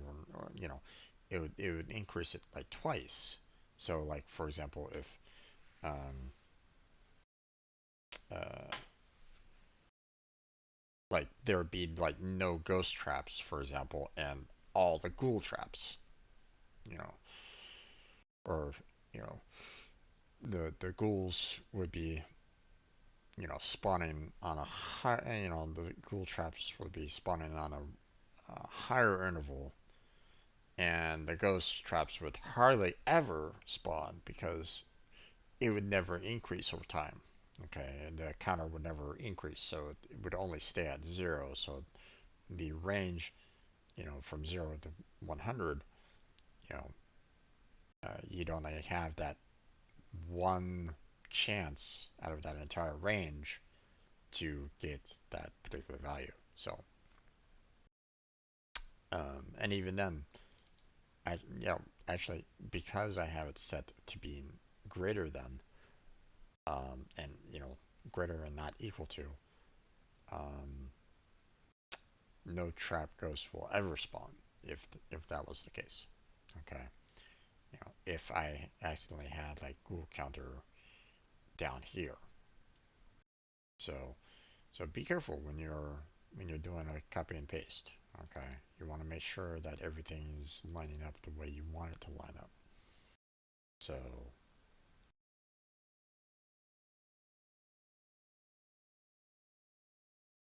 um,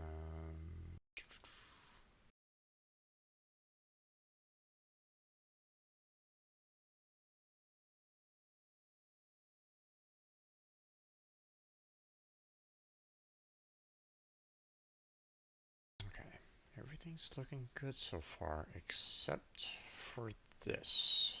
We're gonna need to figure out what the heck is going on there. So, second,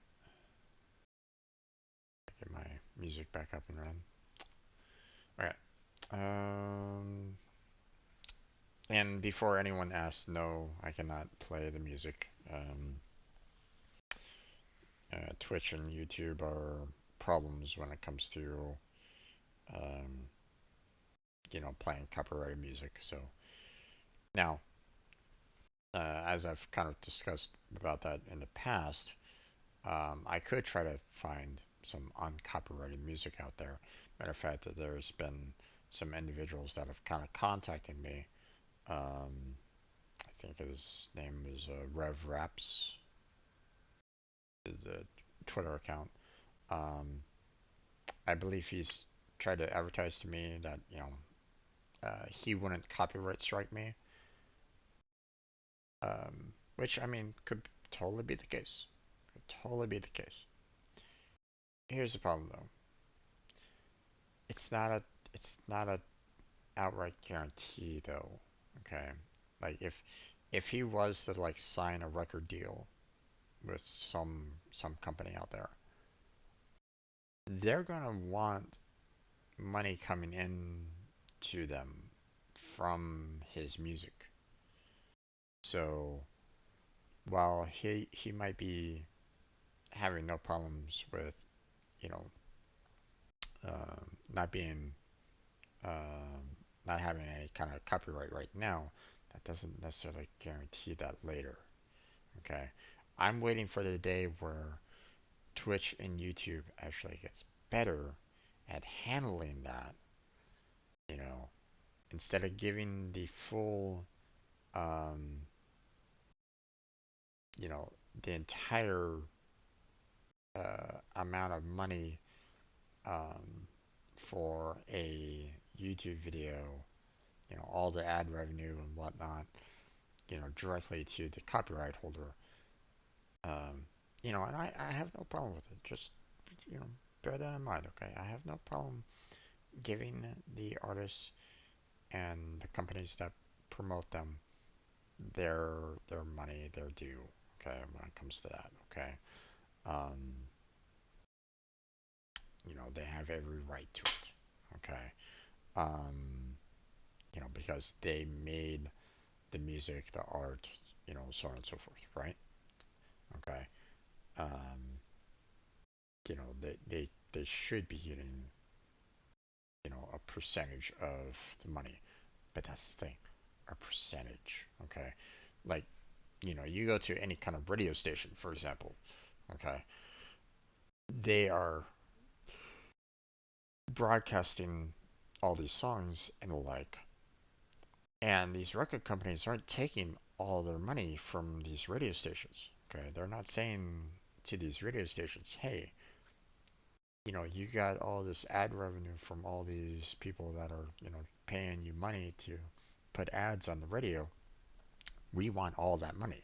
No, they're not doing that. Okay. Um, you know, uh, so, you know, don't know whether or not it's a matter of, hey, um, they're paying like a daily basis, monthly basis, yearly basis for actually being able to plays said music. Okay. I don't know. I'm not in radio at all, so I don't really know. Okay, um, but I know for certain, they have to pay their workers. They have to pay their talent in the radio. They have to pay for like additional content. They have to pay for their own advertising themselves. Okay, so the money that they're bringing in, the ad revenue and whatnot. Okay, that's paying their wages. Um, so yeah, that's the reason why I'm waiting for the day where um, YouTube and Twitch can get to that point. Like, hey, record companies,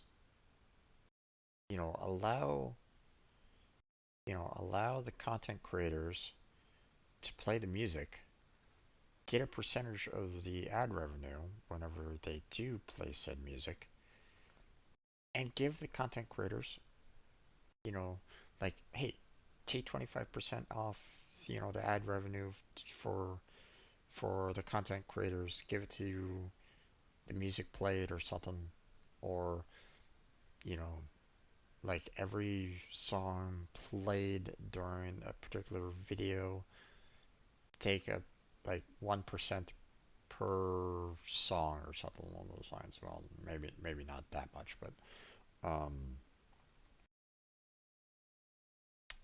but say like each song is like 4 minutes long, right? So you're talking about 15 songs per hour or so. Um, so for me, if I'm doing you know 4 hours of you know of videos here, then you're looking at you know 60 songs played per se, maybe give or take. Um, rough estimate, very rough estimate. Um, because not every song is 4 minutes long. Um, but um, but there should be like a percentage, you know, like hey, maybe cap it off at a certain point, but you know, um, allow the content creators to be able to play music, much like broadcasters, much like in radio. You advertise. It's basically free advertisement for said music because these are content creators that are loving the music that they're listening to, and um, you know, they can kind of advertise the music that is playing so that others can go to this, go to the radio station and, pick up a digital copy for themselves or something along those lines. It should be a win-win. It's like a no-brainer, but I don't know, man. They aren't thinking like that. And it's a kind of unfortunate.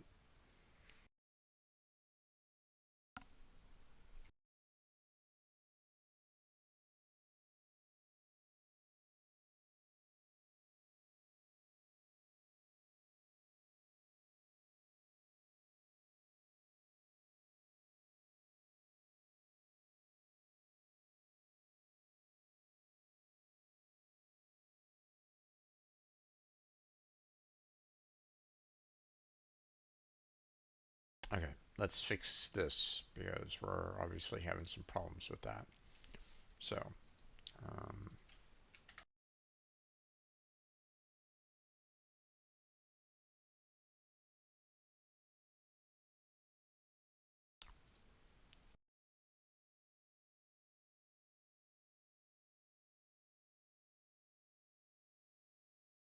okay, there we go. I accidentally had the G capitalized on there. So,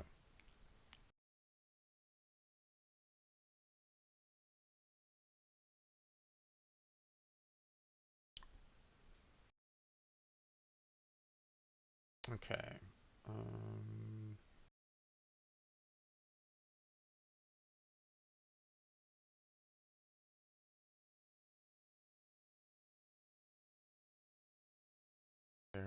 That's taken care of.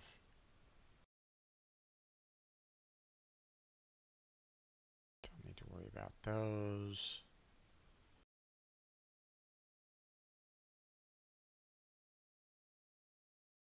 Okay. So now that we have that all taken care of, I believe all of these are um, handled as well.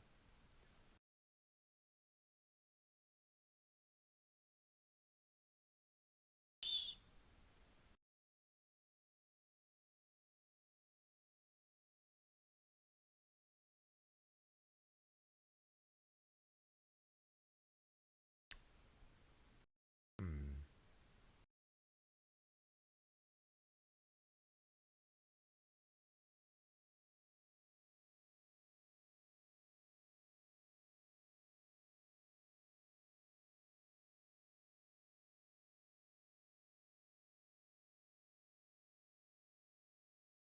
Okay.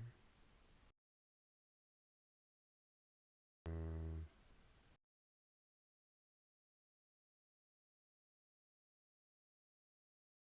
okay. I think we're pretty much ready to go here.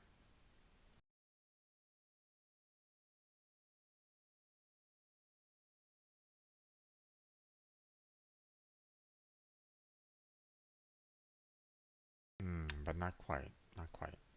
We still want to um,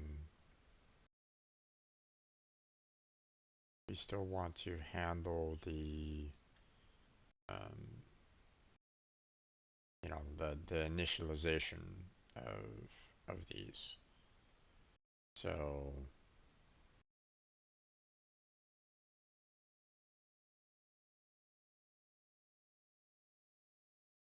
let's see. Hmm.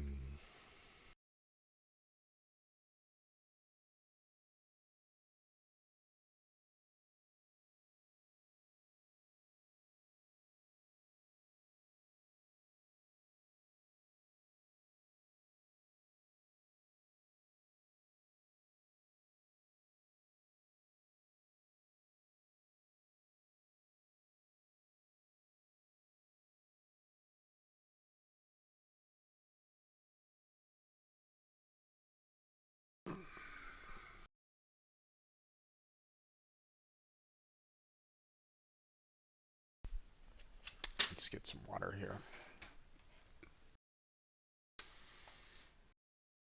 So now we just need to get all of our enemies here to be similar to our warriors and humans.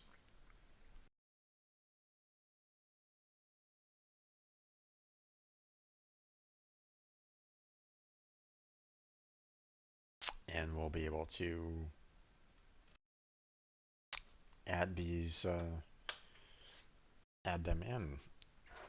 Obviously, we're going to need to kind of work on the timing a little bit more. Um,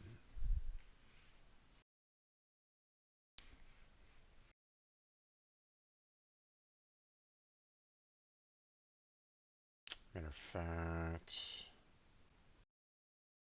let's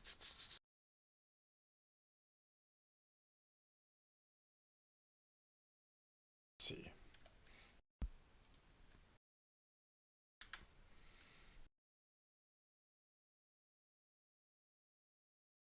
See how long that takes there. Let's see, how are we doing on our code? Any errors? Maybe? We'll see. Shouldn't be, because I don't think I had any. I kept it fairly clean for the most part. Yeah, so we just have we just have warnings and like, so that's fine.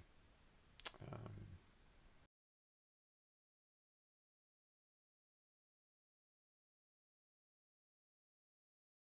okay.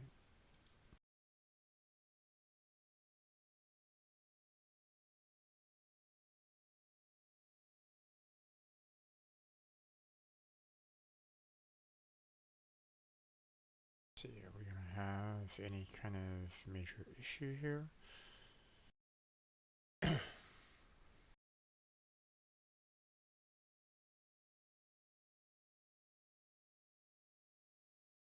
Hmm. Okay, so uh, I modified the time,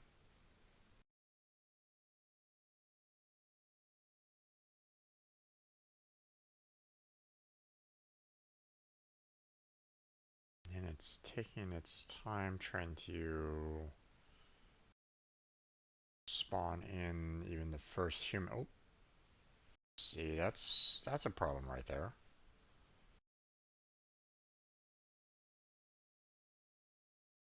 There's the book. So we have our warrior behind this guy.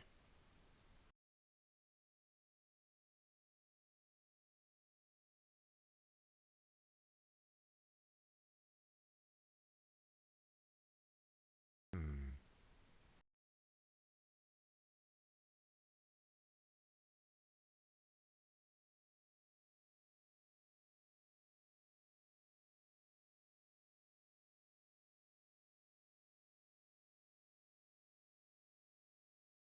Why it's spawning it in multiple, all of them all at once?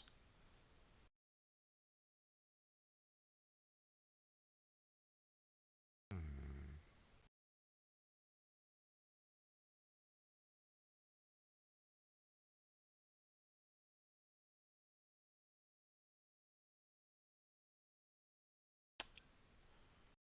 Should reset the spawn time each and every single moment, but it's not really that.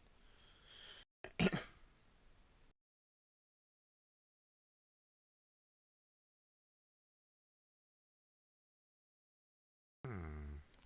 Let me look on look. Let me look this information up a little bit more.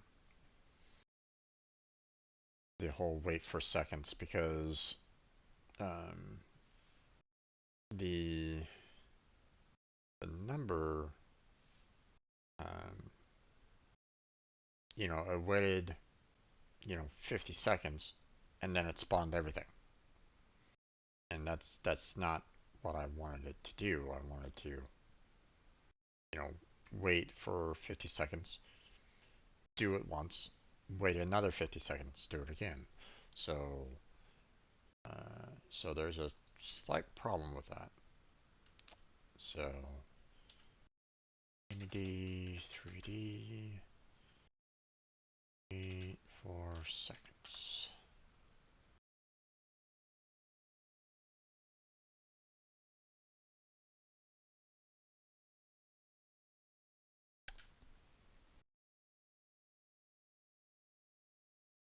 Okay, suspends the code routine execution for the given amount of seconds using scale time. Um,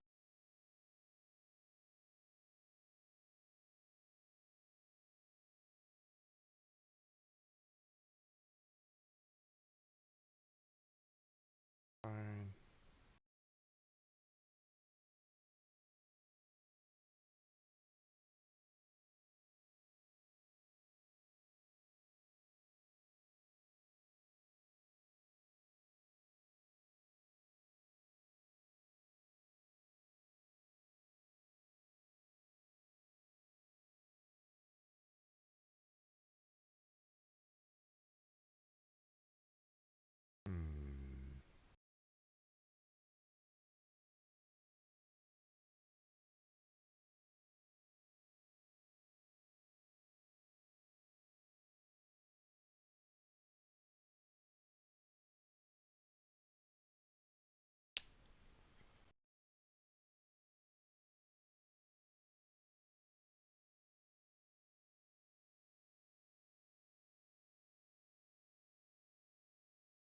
Hmm.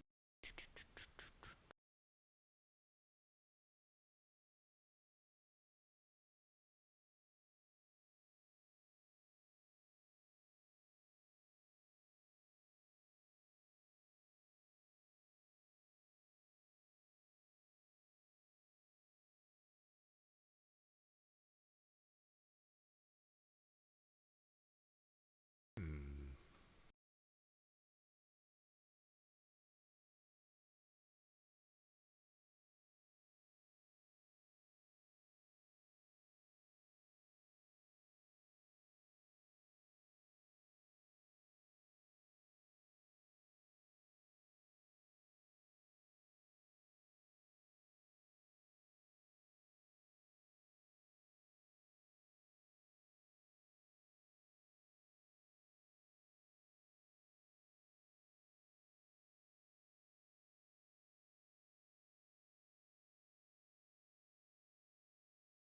Let's see. Um,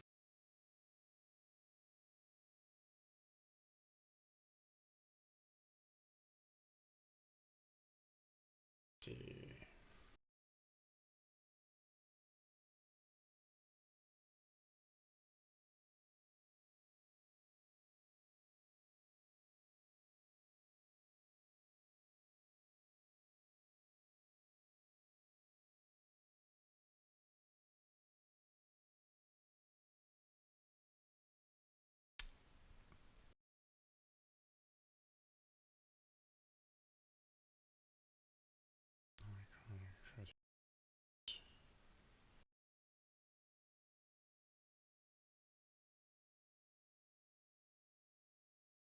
Straight through everything.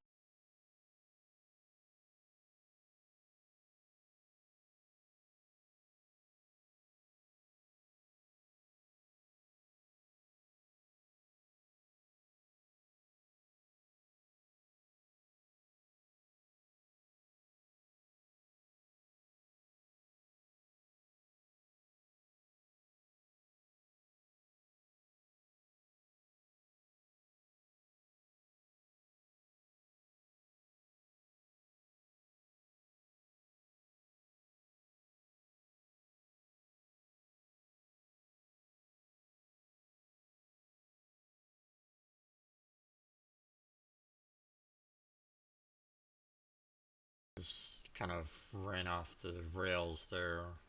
They're starting to kind of talk about collision, and it's like, no, don't. I don't want to worry about collision here.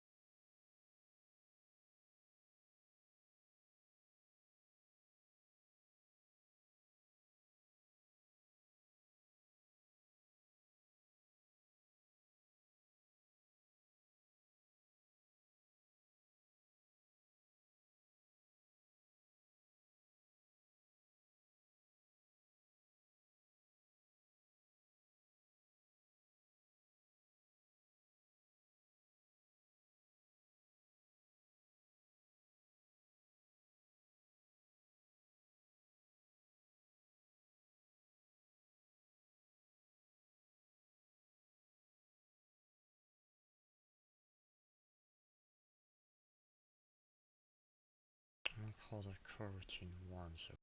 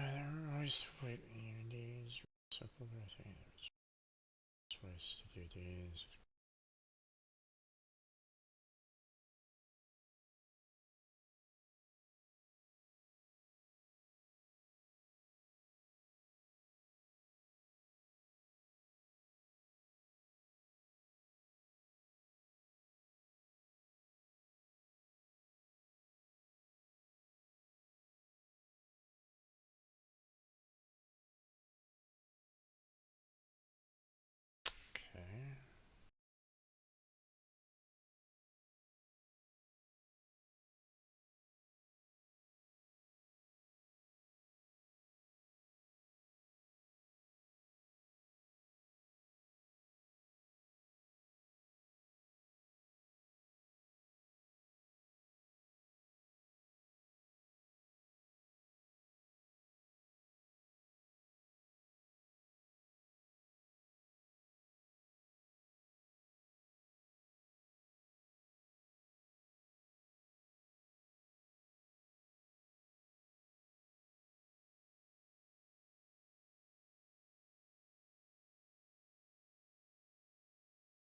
Could be just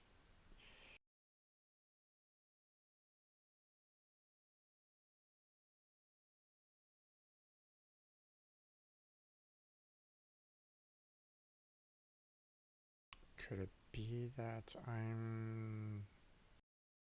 because I'm putting in an update, I'm causing myself a problem? That? Hmm.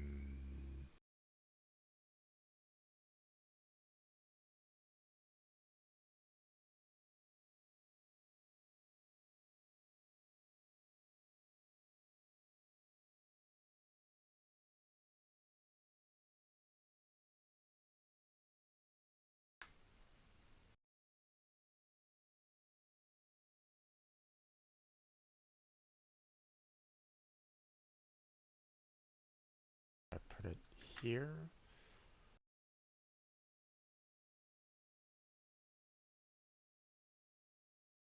It will be fine.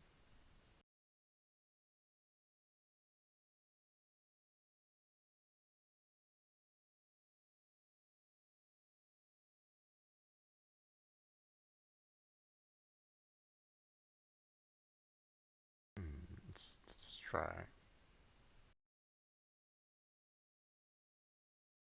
Oh,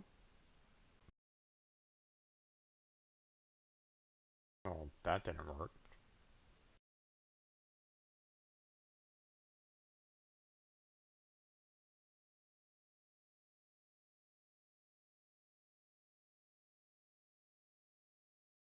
It didn't wait. It didn't wait whatsoever on that.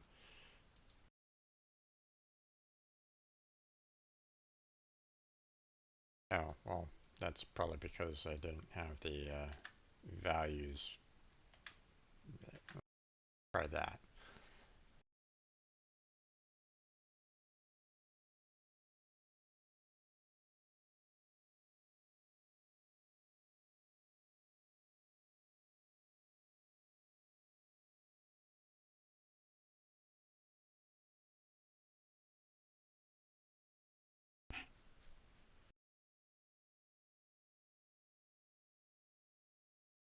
Come on, start up, please.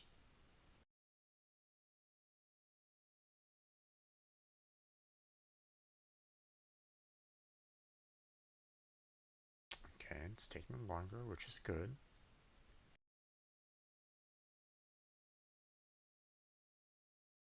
Obviously, 50 isn't something that I really want to keep with, but I just want to use it as like a test bed for um, trying to get this to kind of, make one pause, make another pause.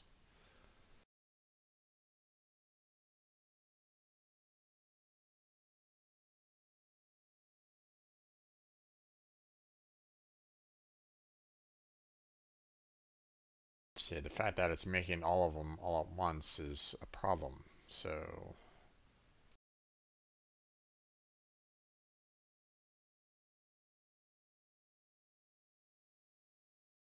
let's see.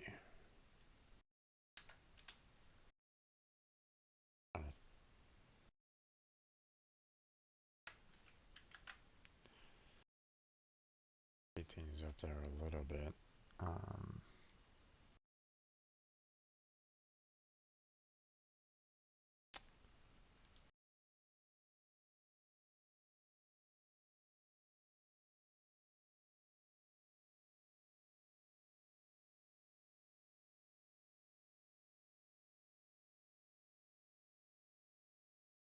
hmm.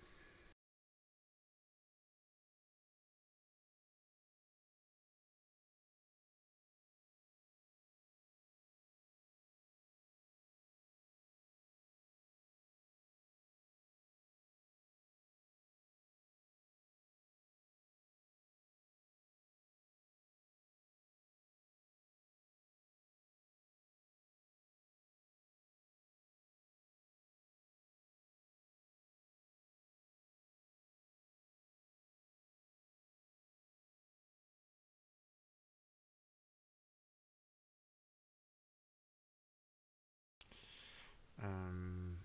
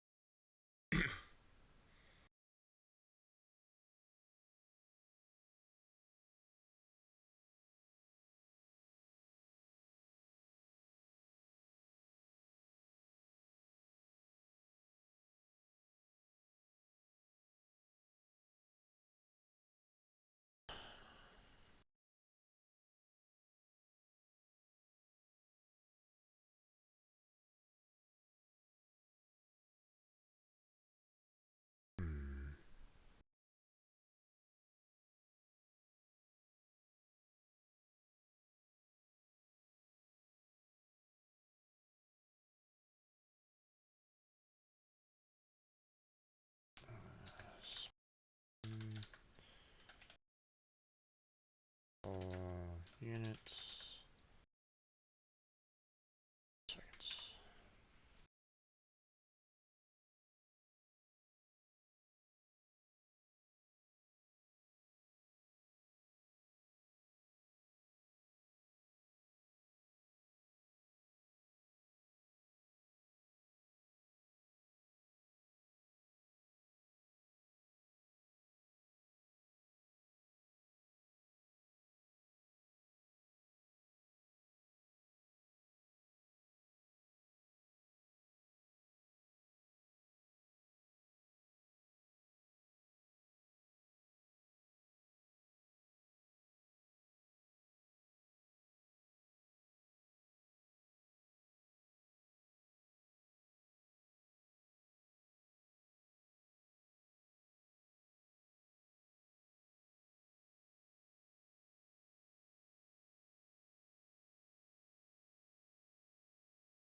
Delay.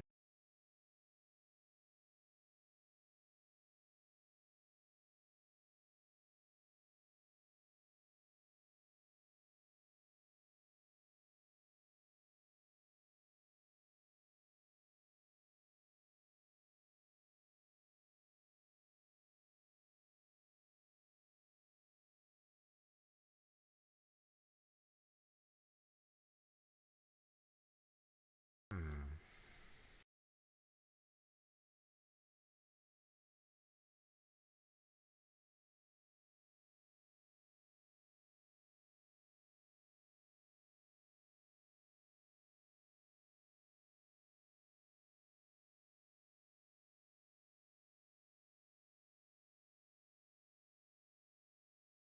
They put the coroutine in both the start and update.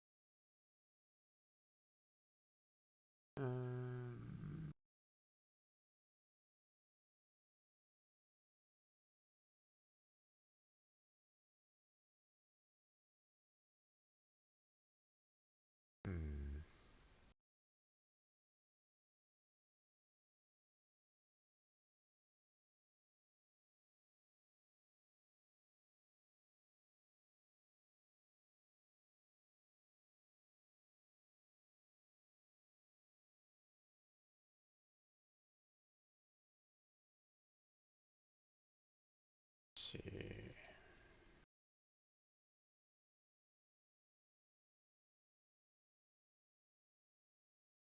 To keep it within date as well.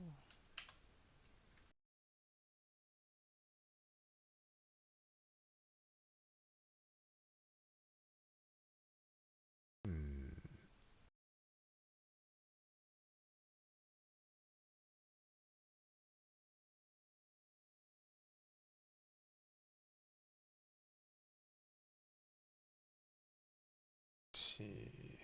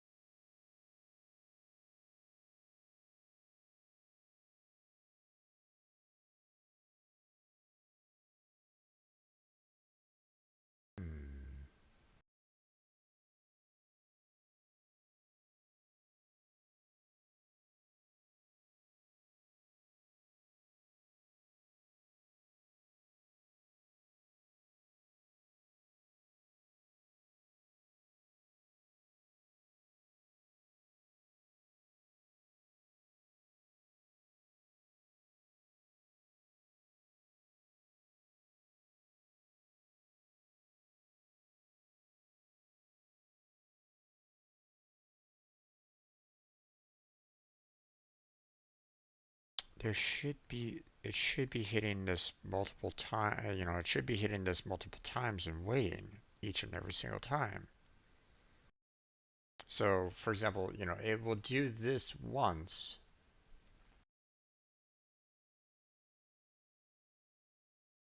Then when it gets called again, it should hit this wait for seconds again, wait that amount of time, and handle this again. So I don't know what the issue is right at the moment. So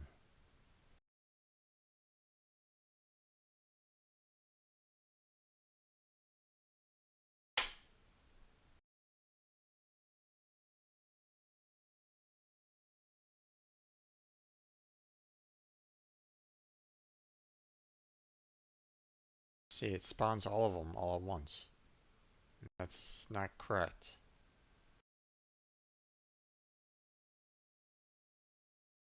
Or does it? Wait.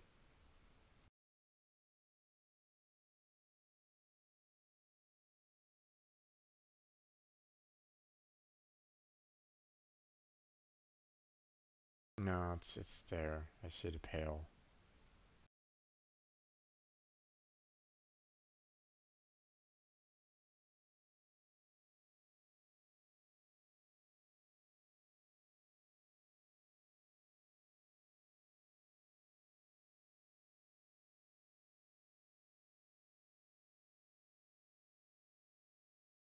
See, there's the pale. Right, there's no delay whatsoever on this, and that's a problem. I mean, there's an initial delay, but there's no delay after the fact. I mean, it only does the coroutine once, and it doesn't reinitialize it afterwards, and that's a problem. So,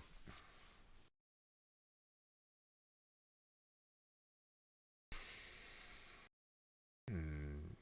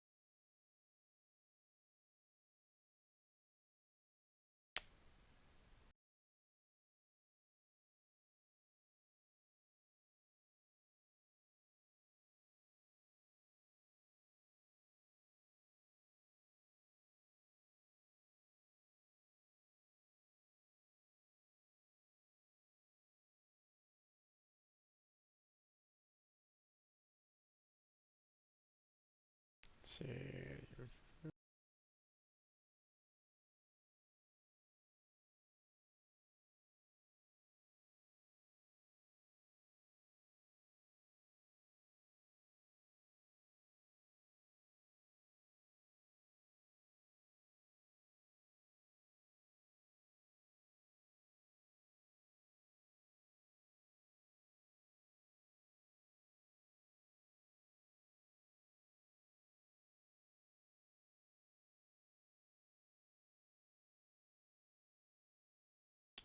Um,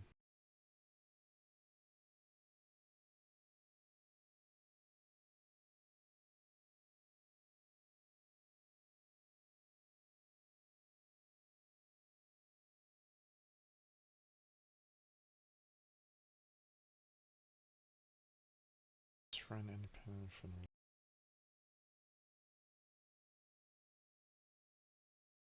prime.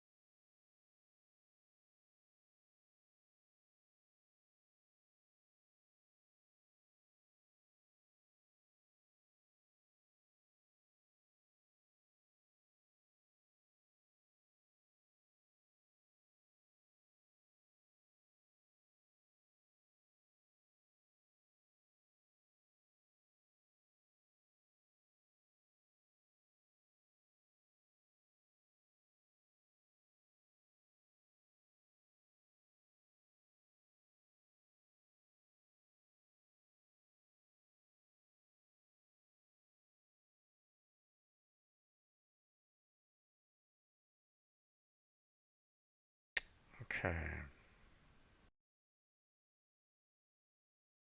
Okay, so I think I know what the issue is right at this moment in time. Let me see this code first.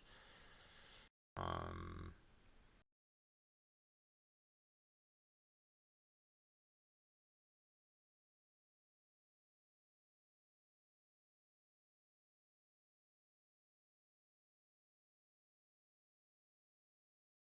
hmm,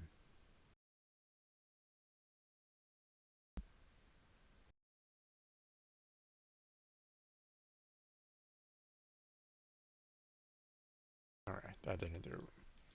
Okay, so I think I'm getting the point of what's going on here. So let me try to break it down a little bit. Um,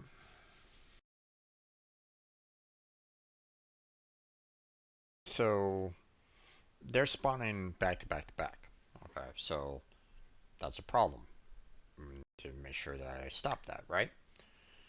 So here's the thing. Okay, I don't want it to, um, I need it to kind of hold off on all of the, um, I don't want it to set the coroutine too early. So what's going on? Okay. I think I know what's going on. Okay. I could be wrong on this, but so right now my coroutine doesn't have any kind of guards on it whatsoever. Okay. It goes in here, starts the game off, it runs these coroutines, right? So it runs it once. Okay, so runs it once for both of them. So now it has a coroutine. So now it's waiting, um, the 5 seconds initially or whatever, to spawn in the units, right? So it's kind of waiting that a little bit of time to take care of that. Well, the next frame that occurs, it calls update, and then it starts another coroutine, which starts another like 5 seconds. But that's a frame difference, split second. Okay. Um, and then the next frame gets called, and once again we start another coroutine with that's waiting another 5 seconds or so. There's no pause between those, and that's where I think is problem. Um,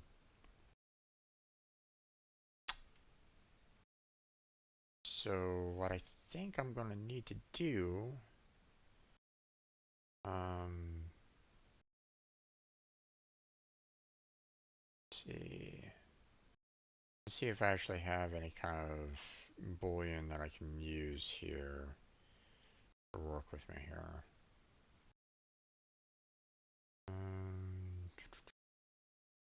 Don't see anything here. No. Okay. So private bool on human.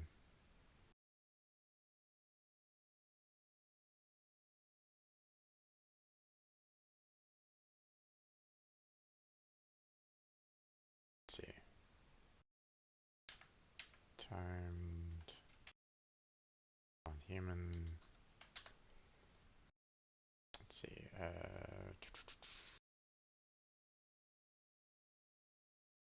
Um, set this as false. Actually, we don't. Oh, No, we should be fine if I just do this. So private bool timed spawn enemy.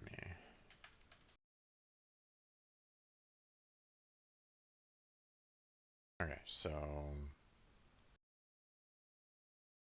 what I'm gonna do now, we're gonna come down here.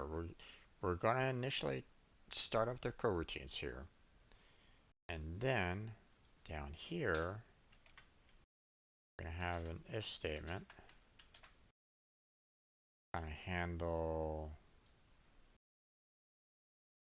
this.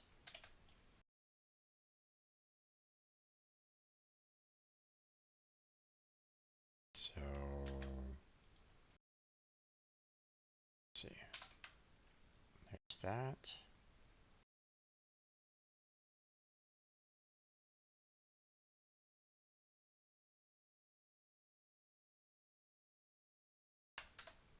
Okay, and now okay, so here's my thinking. Okay. If I put these behind a boolean, it won't start the coroutine again. Okay. It won't create them every single frame. So um so what we're gonna do, we're gonna tape these and then down here we're gonna go ahead and say that this is false. Um, and then after it's um,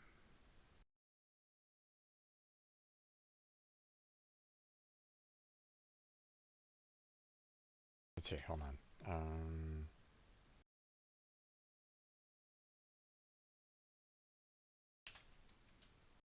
do that once again and say that it's true. So just so you understand what's going on here. So um, we start the coroutine. It comes to the spawn human units. Okay, it will check this. It will set the boolean to false. Okay, so re it won't reset the um, it won't redo the coroutine over and over and over again. Okay, um, so um, so waits that certain amount of time. Okay, and after that certain amount of time is done, then it comes in and it sets this to true. Okay, so now it comes right back up here again. And every frame it checks, hey, is this true? Is this true? Is this true? No, no, it's still false, still false, still false. So it doesn't start another coroutine. So after the time is done, it sets it to true. So now it comes back here, starts another coroutine, resets the boolean back to false again, and once again we wait that certain amount of time for the next unit to spawn. Or at least that's the intention. Uh, that will it actually work that way? I don't know. But let's see.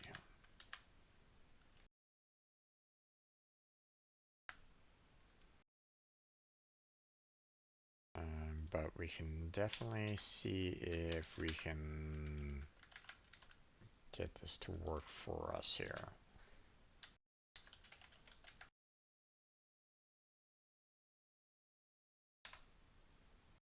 Nope.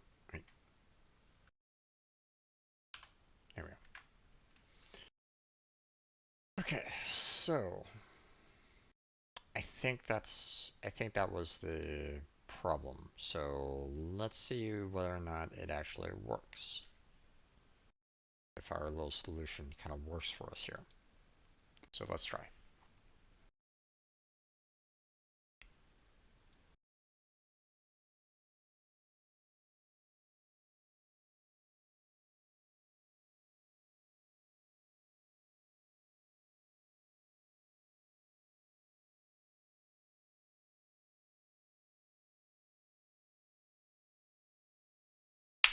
Got it. That was the issue. See, it was doing the coroutine every single frame.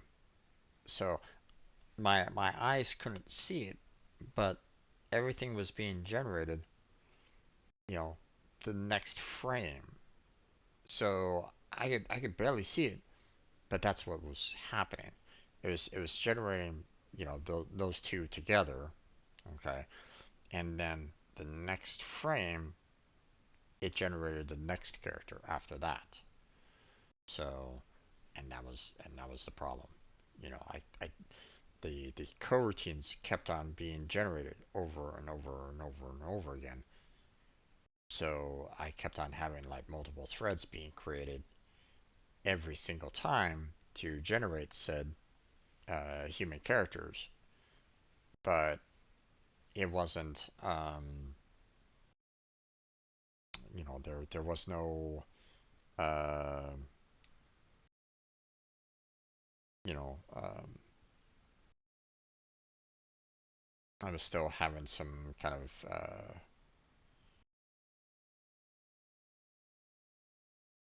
there was still some problems with it along those lines. So I mean, okay, so now that we have that taken care of, now we're gonna lower the. Oh, we have our ghoul here.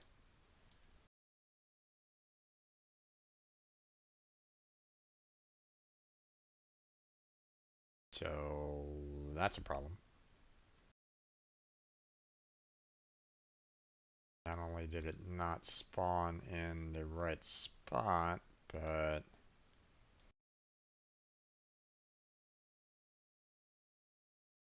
or it's not even animating right at the moment. So yeah. Hmm.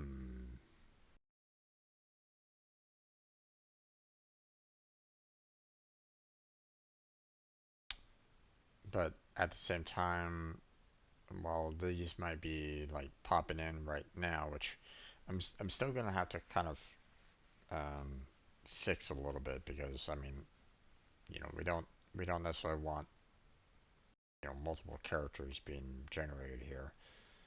Um, we're the code itself isn't playing the animations for these enemies anyway, um, so we're still got a little bit of work to do on that. Um, but we have our timing down a little bit better. So now we can kind of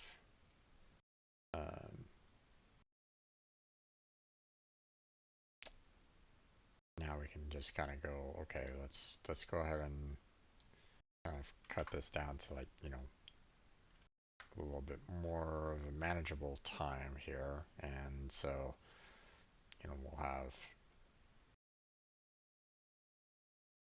every 10 seconds a human will spawn, every 20 seconds monsters will spawn, so on and so forth.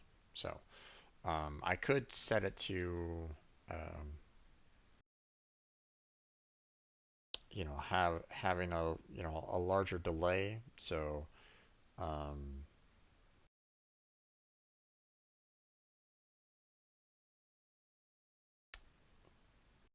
so you have um,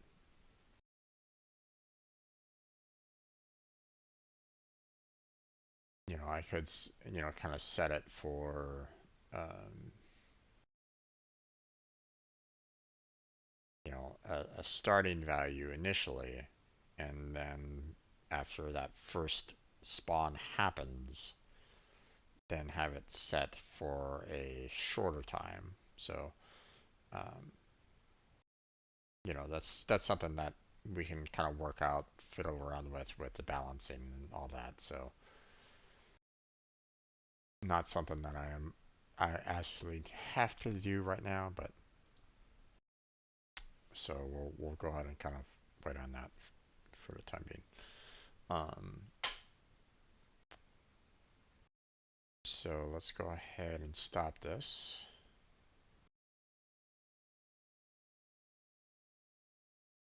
Now we want to go to our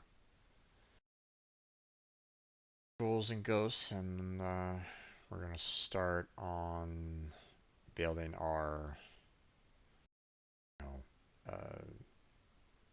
initialization here. So let's see.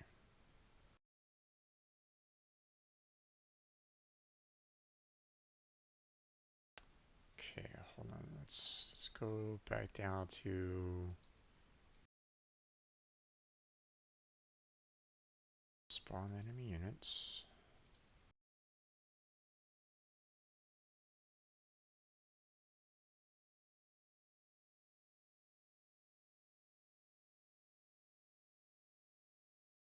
Okay. So now do something along those line here.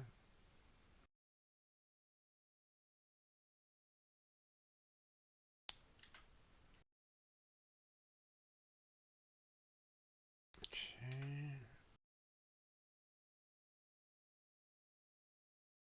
Let's see. Want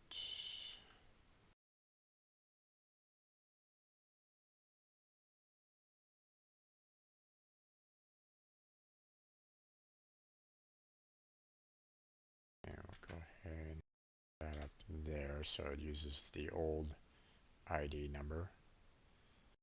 Get rid of this.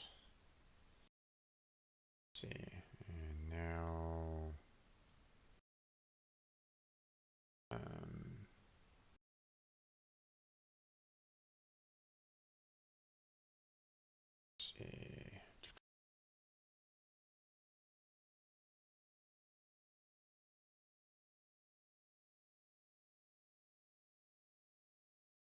Default init.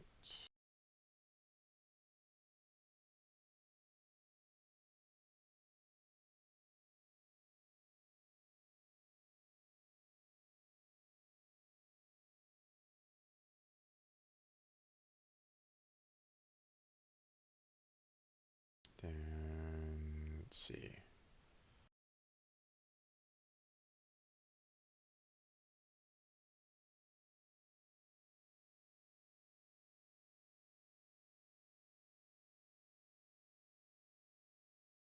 Okay, hold on.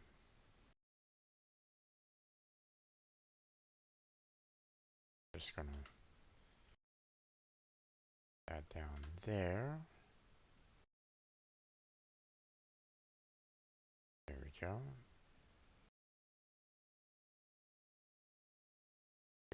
Position.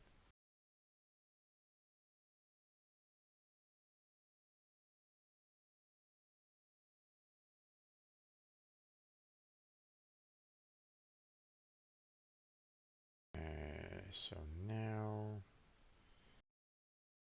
this,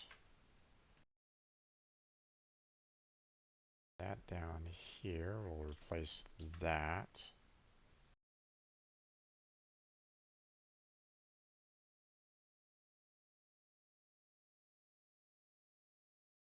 That.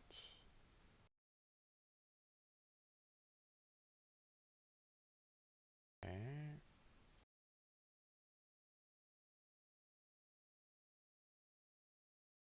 Take care of all the copying and pasting there. So make sure that I handle everything properly here.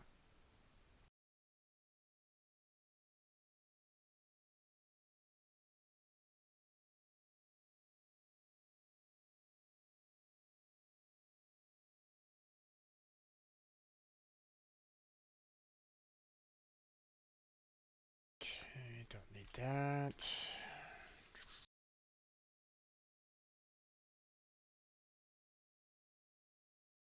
Okay. Fine, gotta get rid of that.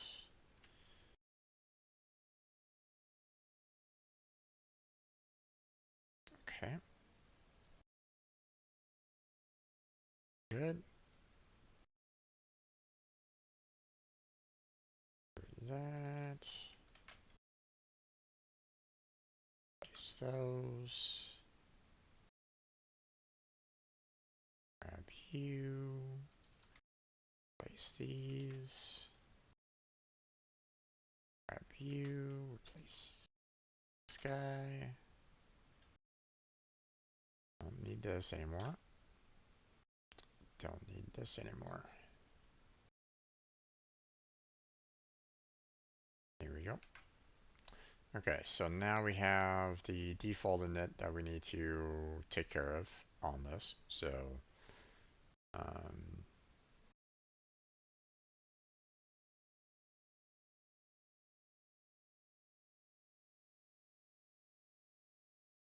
so let's see. Go ahead and put these down.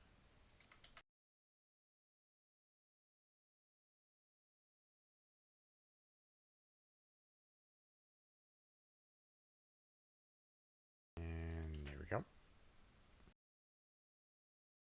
Okay, so now we have,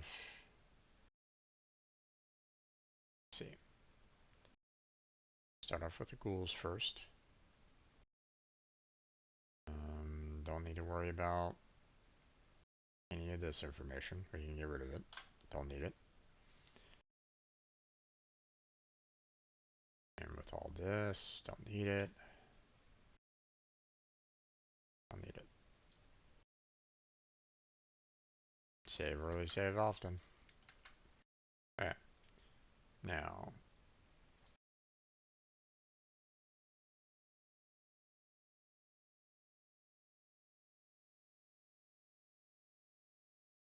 Okay, so now we can just kind of go and do something like this.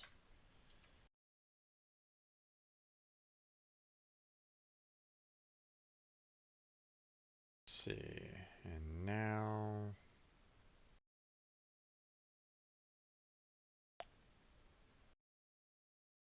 let's see.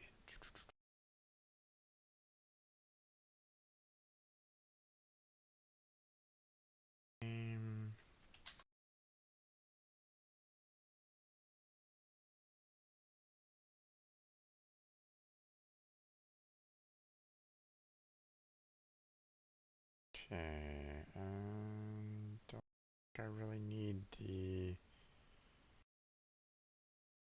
position, although wait, hold on.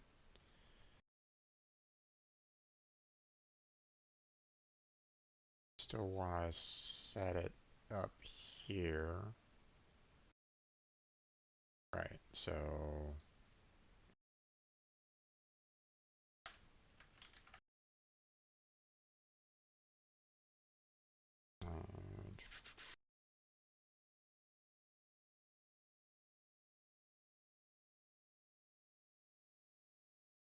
now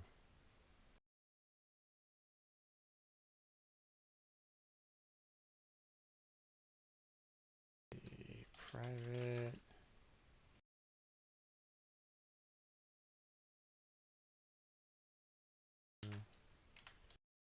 it.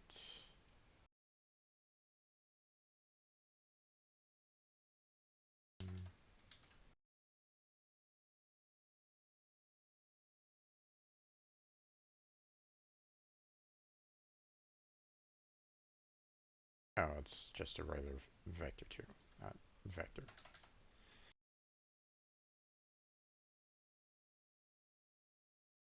Let's see.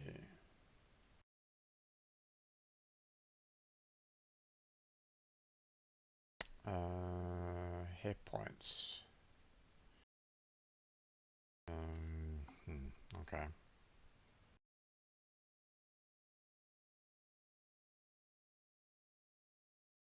Again, I don't know if I really need that, but I'll go ahead and add it in anyway, just in case.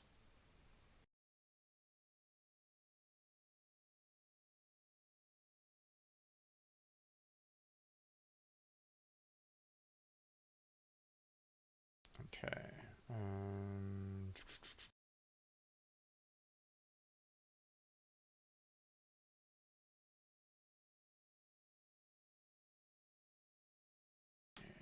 Private boolean.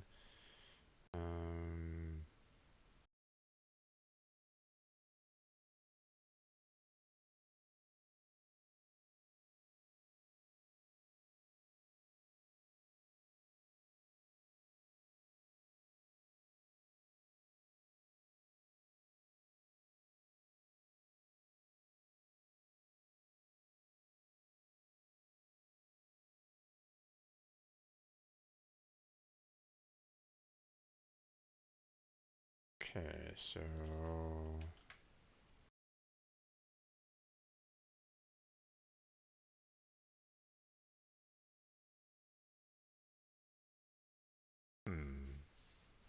actually, don't really need a switch on this case because it's either a trap or it's not a trap. So we can just go ahead and get rid of all the switch junk. Don't need it.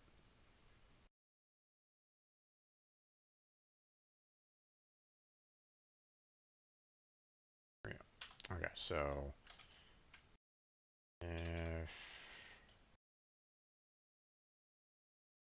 cool, then toggle trap else toggle.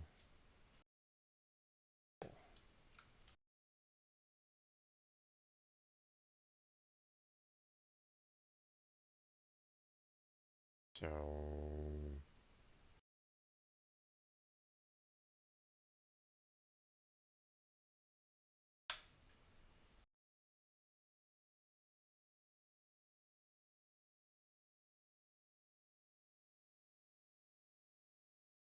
that for now. Remove that for now.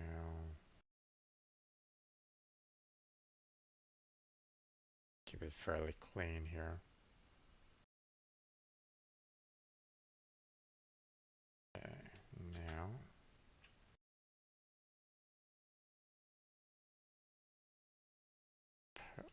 paste that there.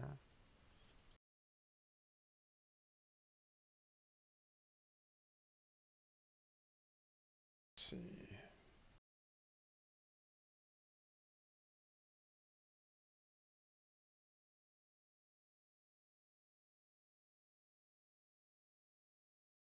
Okay.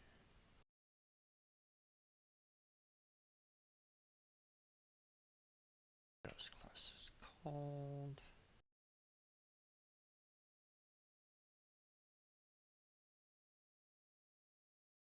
Position.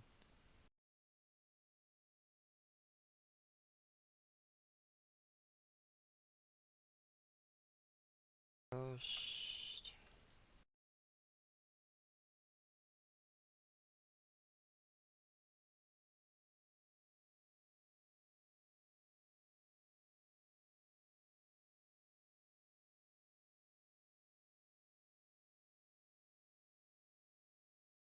That. Place that.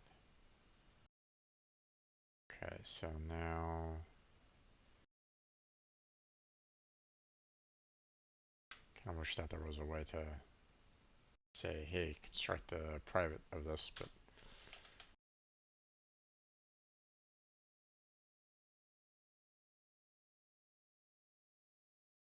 okay. Oh wait, no, that's did too. Private bool.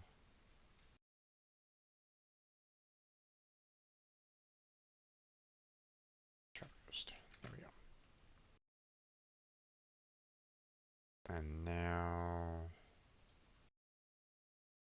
we need the randomization in there. Go.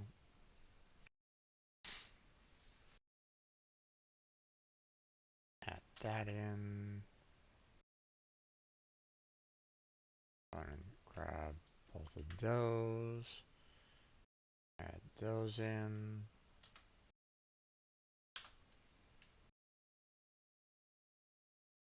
Okay. Goblin.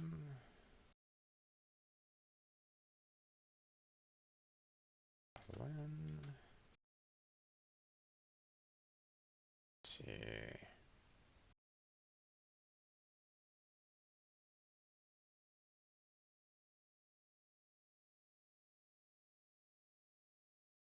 All that.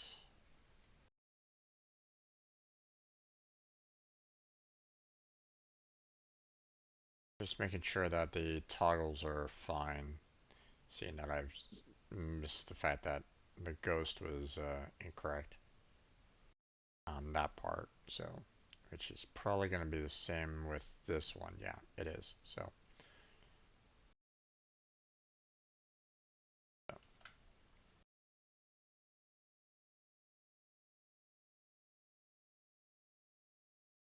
okay.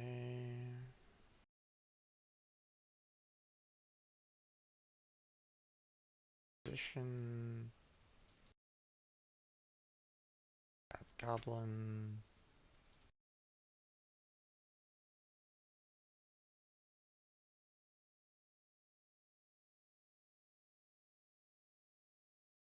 Goblin. Grab that. Replace that. And now. Okay. Place this. And that should be good.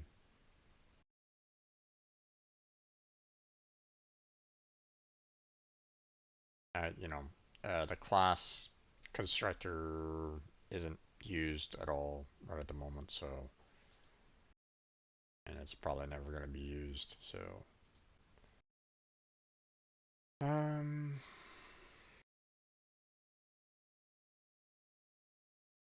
I think we're pretty much ready to go. Now, I still need to make the animations for the enemies. So, um, but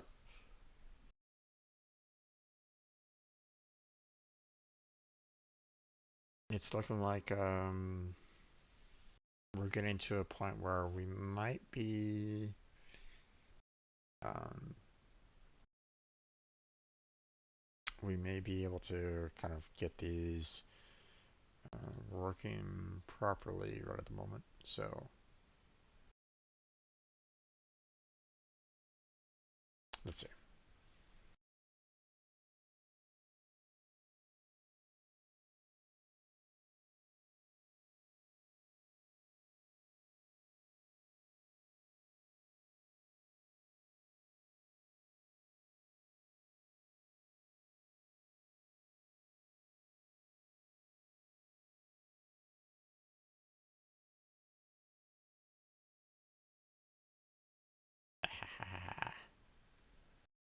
Perfect. Well, it's still not done yet, but still, we're looking pretty good here. I still need to figure out what the heck are these guys over here.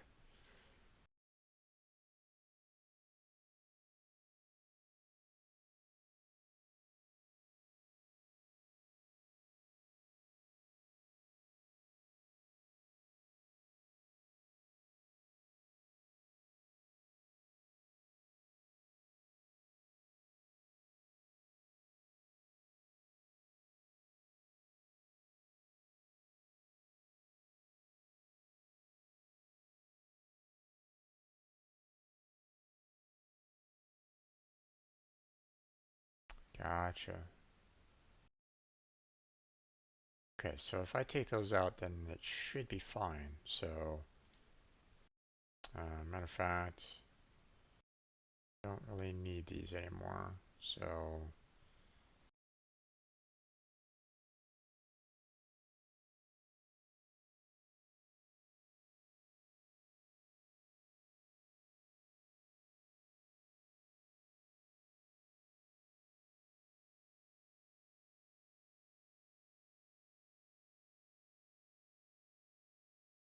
right, so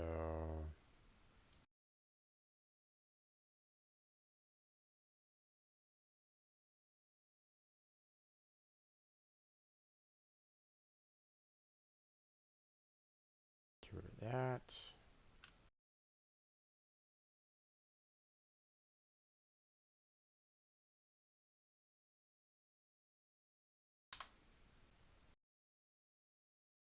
That.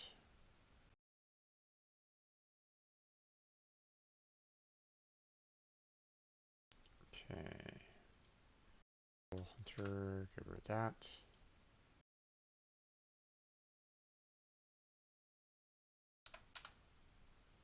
That. Them. Hunter. Refab. Get rid of that.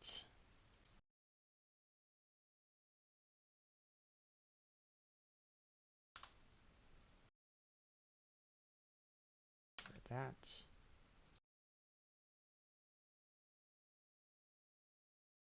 No.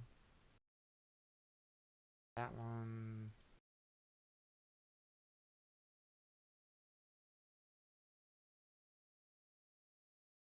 Get rid of this. Um, I mean, I did make some changes on this one, so go ahead and bring it down here. So I kind of get rid of that one.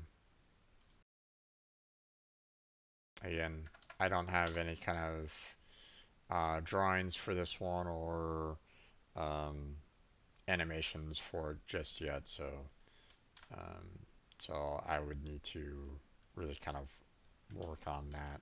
Um, to kind of get that working the way I want it to work again. So, okay, so we don't have any more of those guys popping up anymore. So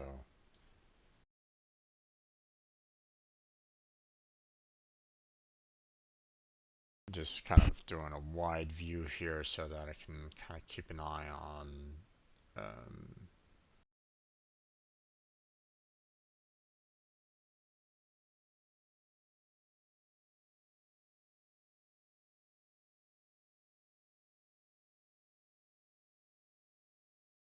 obviously, I need to kind of change the wait time and stuff like that. I don't necessarily want the players going, okay, where's the units, kind of thing, you know.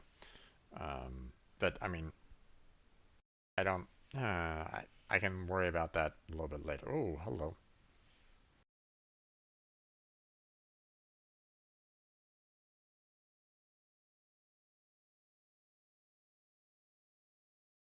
Missing reference exception. Interesting. Okay.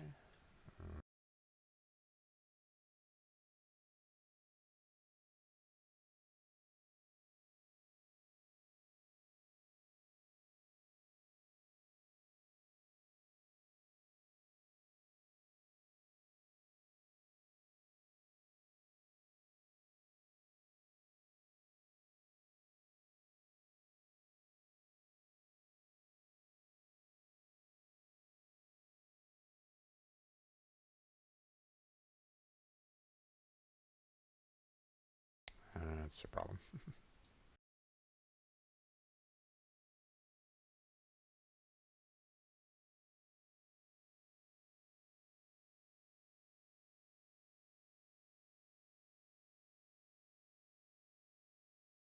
Okay. Goblin Trapper.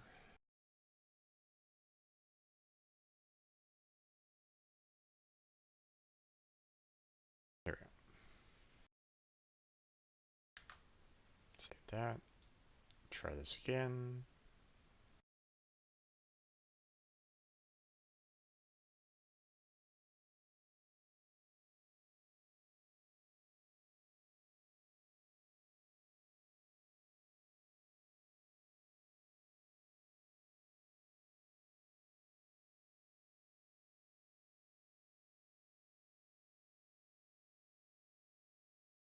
There we go.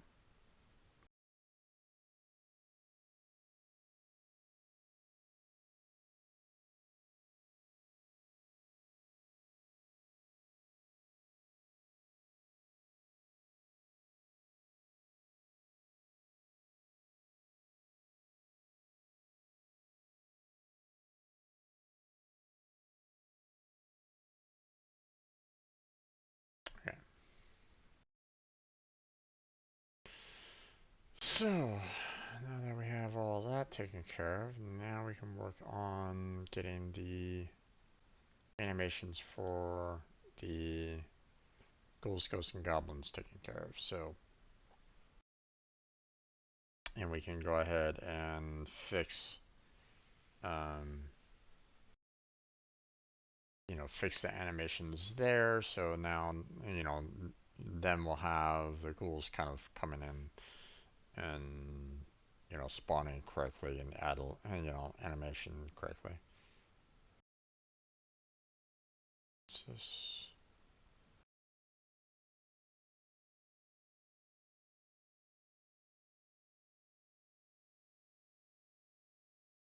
wait, what?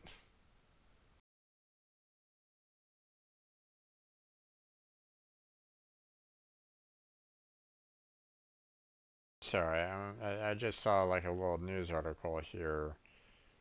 The title of it saying Wonder Woman 1984 director not satisfied with superheroes. That's what's kind of throwing me off by it. So if you've seen the movie, I'm sorry. um, I watched it. I didn't like it whatsoever. I mean, I can go off on it all over the place. You know, just it was really bad. Um, in my opinion, of course, if those of you enjoyed it, more power to you. I don't understand how, but you're welcome to enjoy it. I mean, that's your prerogative. But um, um,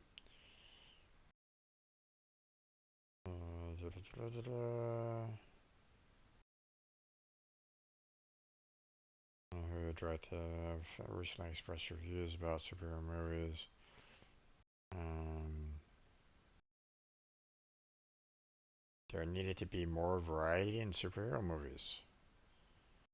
Um,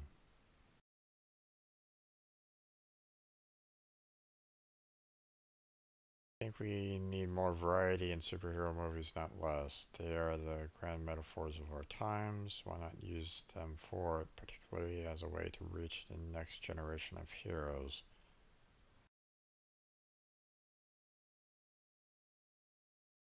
Okay. I mean, she's not exactly wrong.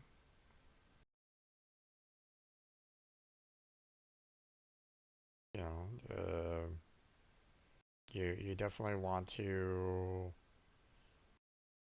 try to inspire. Problem was that 1984. Uh, it, there were problems. There were problems with that movie. She missed the mark in my opinion. So, sorry about that. I saw that. I was like, going, wait, what? What's going on there? I mean, her message isn't wrong, but at the same time, um, I don't think she reached what she wanted to reach for it. So,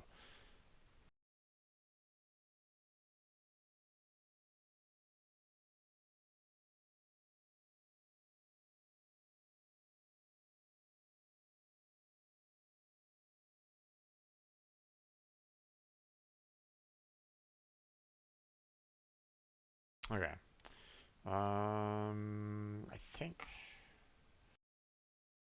we're coming to a close here, and there's a lot of there's going to be a lot of animations that I'm going to kind of work on with the enemy.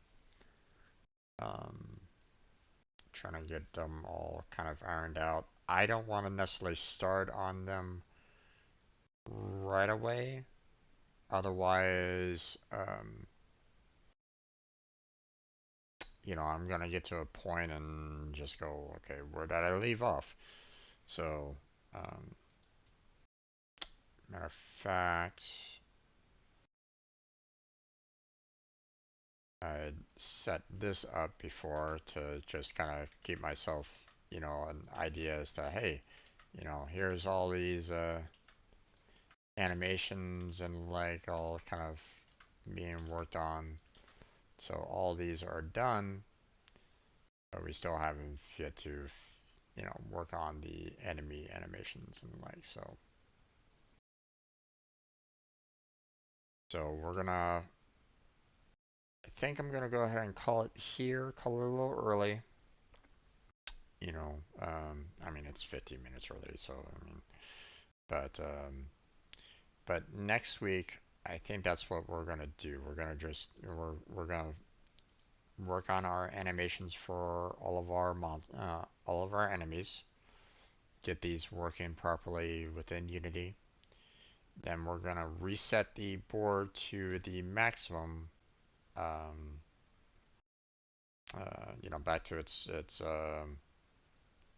large, um, large map size, and then we'll check to see whether or not each and every single last one of those animations are working properly. Um, Now, it only spawns in one spot, so I can't really do like multiple animations at the same time, so I'm gonna have to kind of do it just as, single value, you know, um, for now. But once I have that taken care of, then we can fix the resources because it's only showing the one resource right at the moment, so we're gonna need to replace all the images with the vector graphics that I made, and then we can start working on pathing and try to see if we can get some collision going. Um, just to kind of get a sense of, hey, what happens when an enemy collides into a human and so on and so forth. We can start kind of working on that a little bit. For now, we'll just kind of worry about, getting our pathing, correct. Okay, having allowing for it to kind of have the random pathing to allow for the unit to kind of walk around the map, get the timing of that correct, so we don't have to worry about um, so we don't have the unit just kind of, you know, zooming around the map, going all over the place. You can barely see it. Now we need to make sure that there is a certain amount of transition from where it's at to where it's going. Okay, the player needs to be able to see that. Um, the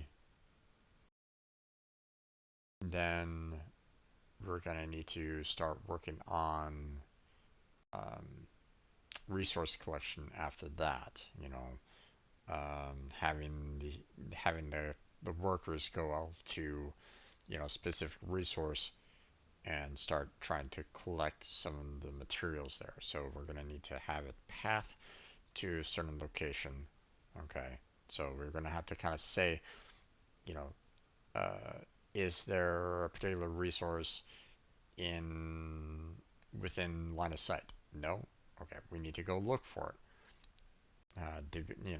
Are we seeing it? Are we seeing it? Are we seeing it? Did we find it? Yes, we did. Okay. So we're going to go to that particular spot and collect said resource. So um, we're gonna kind of need to worry about that a little bit. Um, but I mean, obviously that's several steps ahead in the future. Um, but so we're coming along pretty nicely though. Coming along pretty nicely. Um, you know, Obviously we have our smaller map here. I'm gonna need to work on. I'm gonna need to eventually um, redraw these hexes, you know, um, because it's not really doing um, well, I mean, at the very least, I need to change up the cities. Okay, you know, the human city and the enemy cities need to change. That's a given. So I'm gonna need to figure out how to actually draw those. Uh, um, Here I am being a programmer trying to draw, you know, case in, case in point, trying to draw. Um, but, um, but I mean, you have to kind of start somewhere. And I mean, unless you actually have an artist on your team of, you know, for what you're building, um, you make do with what you got. Either you use some free art that's out there, if you can, or purchase said art, um, or you can try to hire someone to draw the art for you. I can't hire anyone right at the moment. I can't do that. I don't have the income to handle that right now. So I gotta put on that artist cap and do the work myself. So, um, I mean, like I said in previous videos, if anyone wants to help me with that art, you know, if if you know, well, most people can probably do a better job than I can using the vector graphics. But I mean, if you can do better vector graphics than what I'm doing right now, because um, then yeah, we're gonna have to kind of um, you know, then that would be great. I would greatly appreciate it. Um, because it's not really looking that great right at the moment, and I'm not quite sure how to really clean it up. So, um, I may need to kind of look into trying to figure out ways of um, maybe changing the image based off of where the camera position is.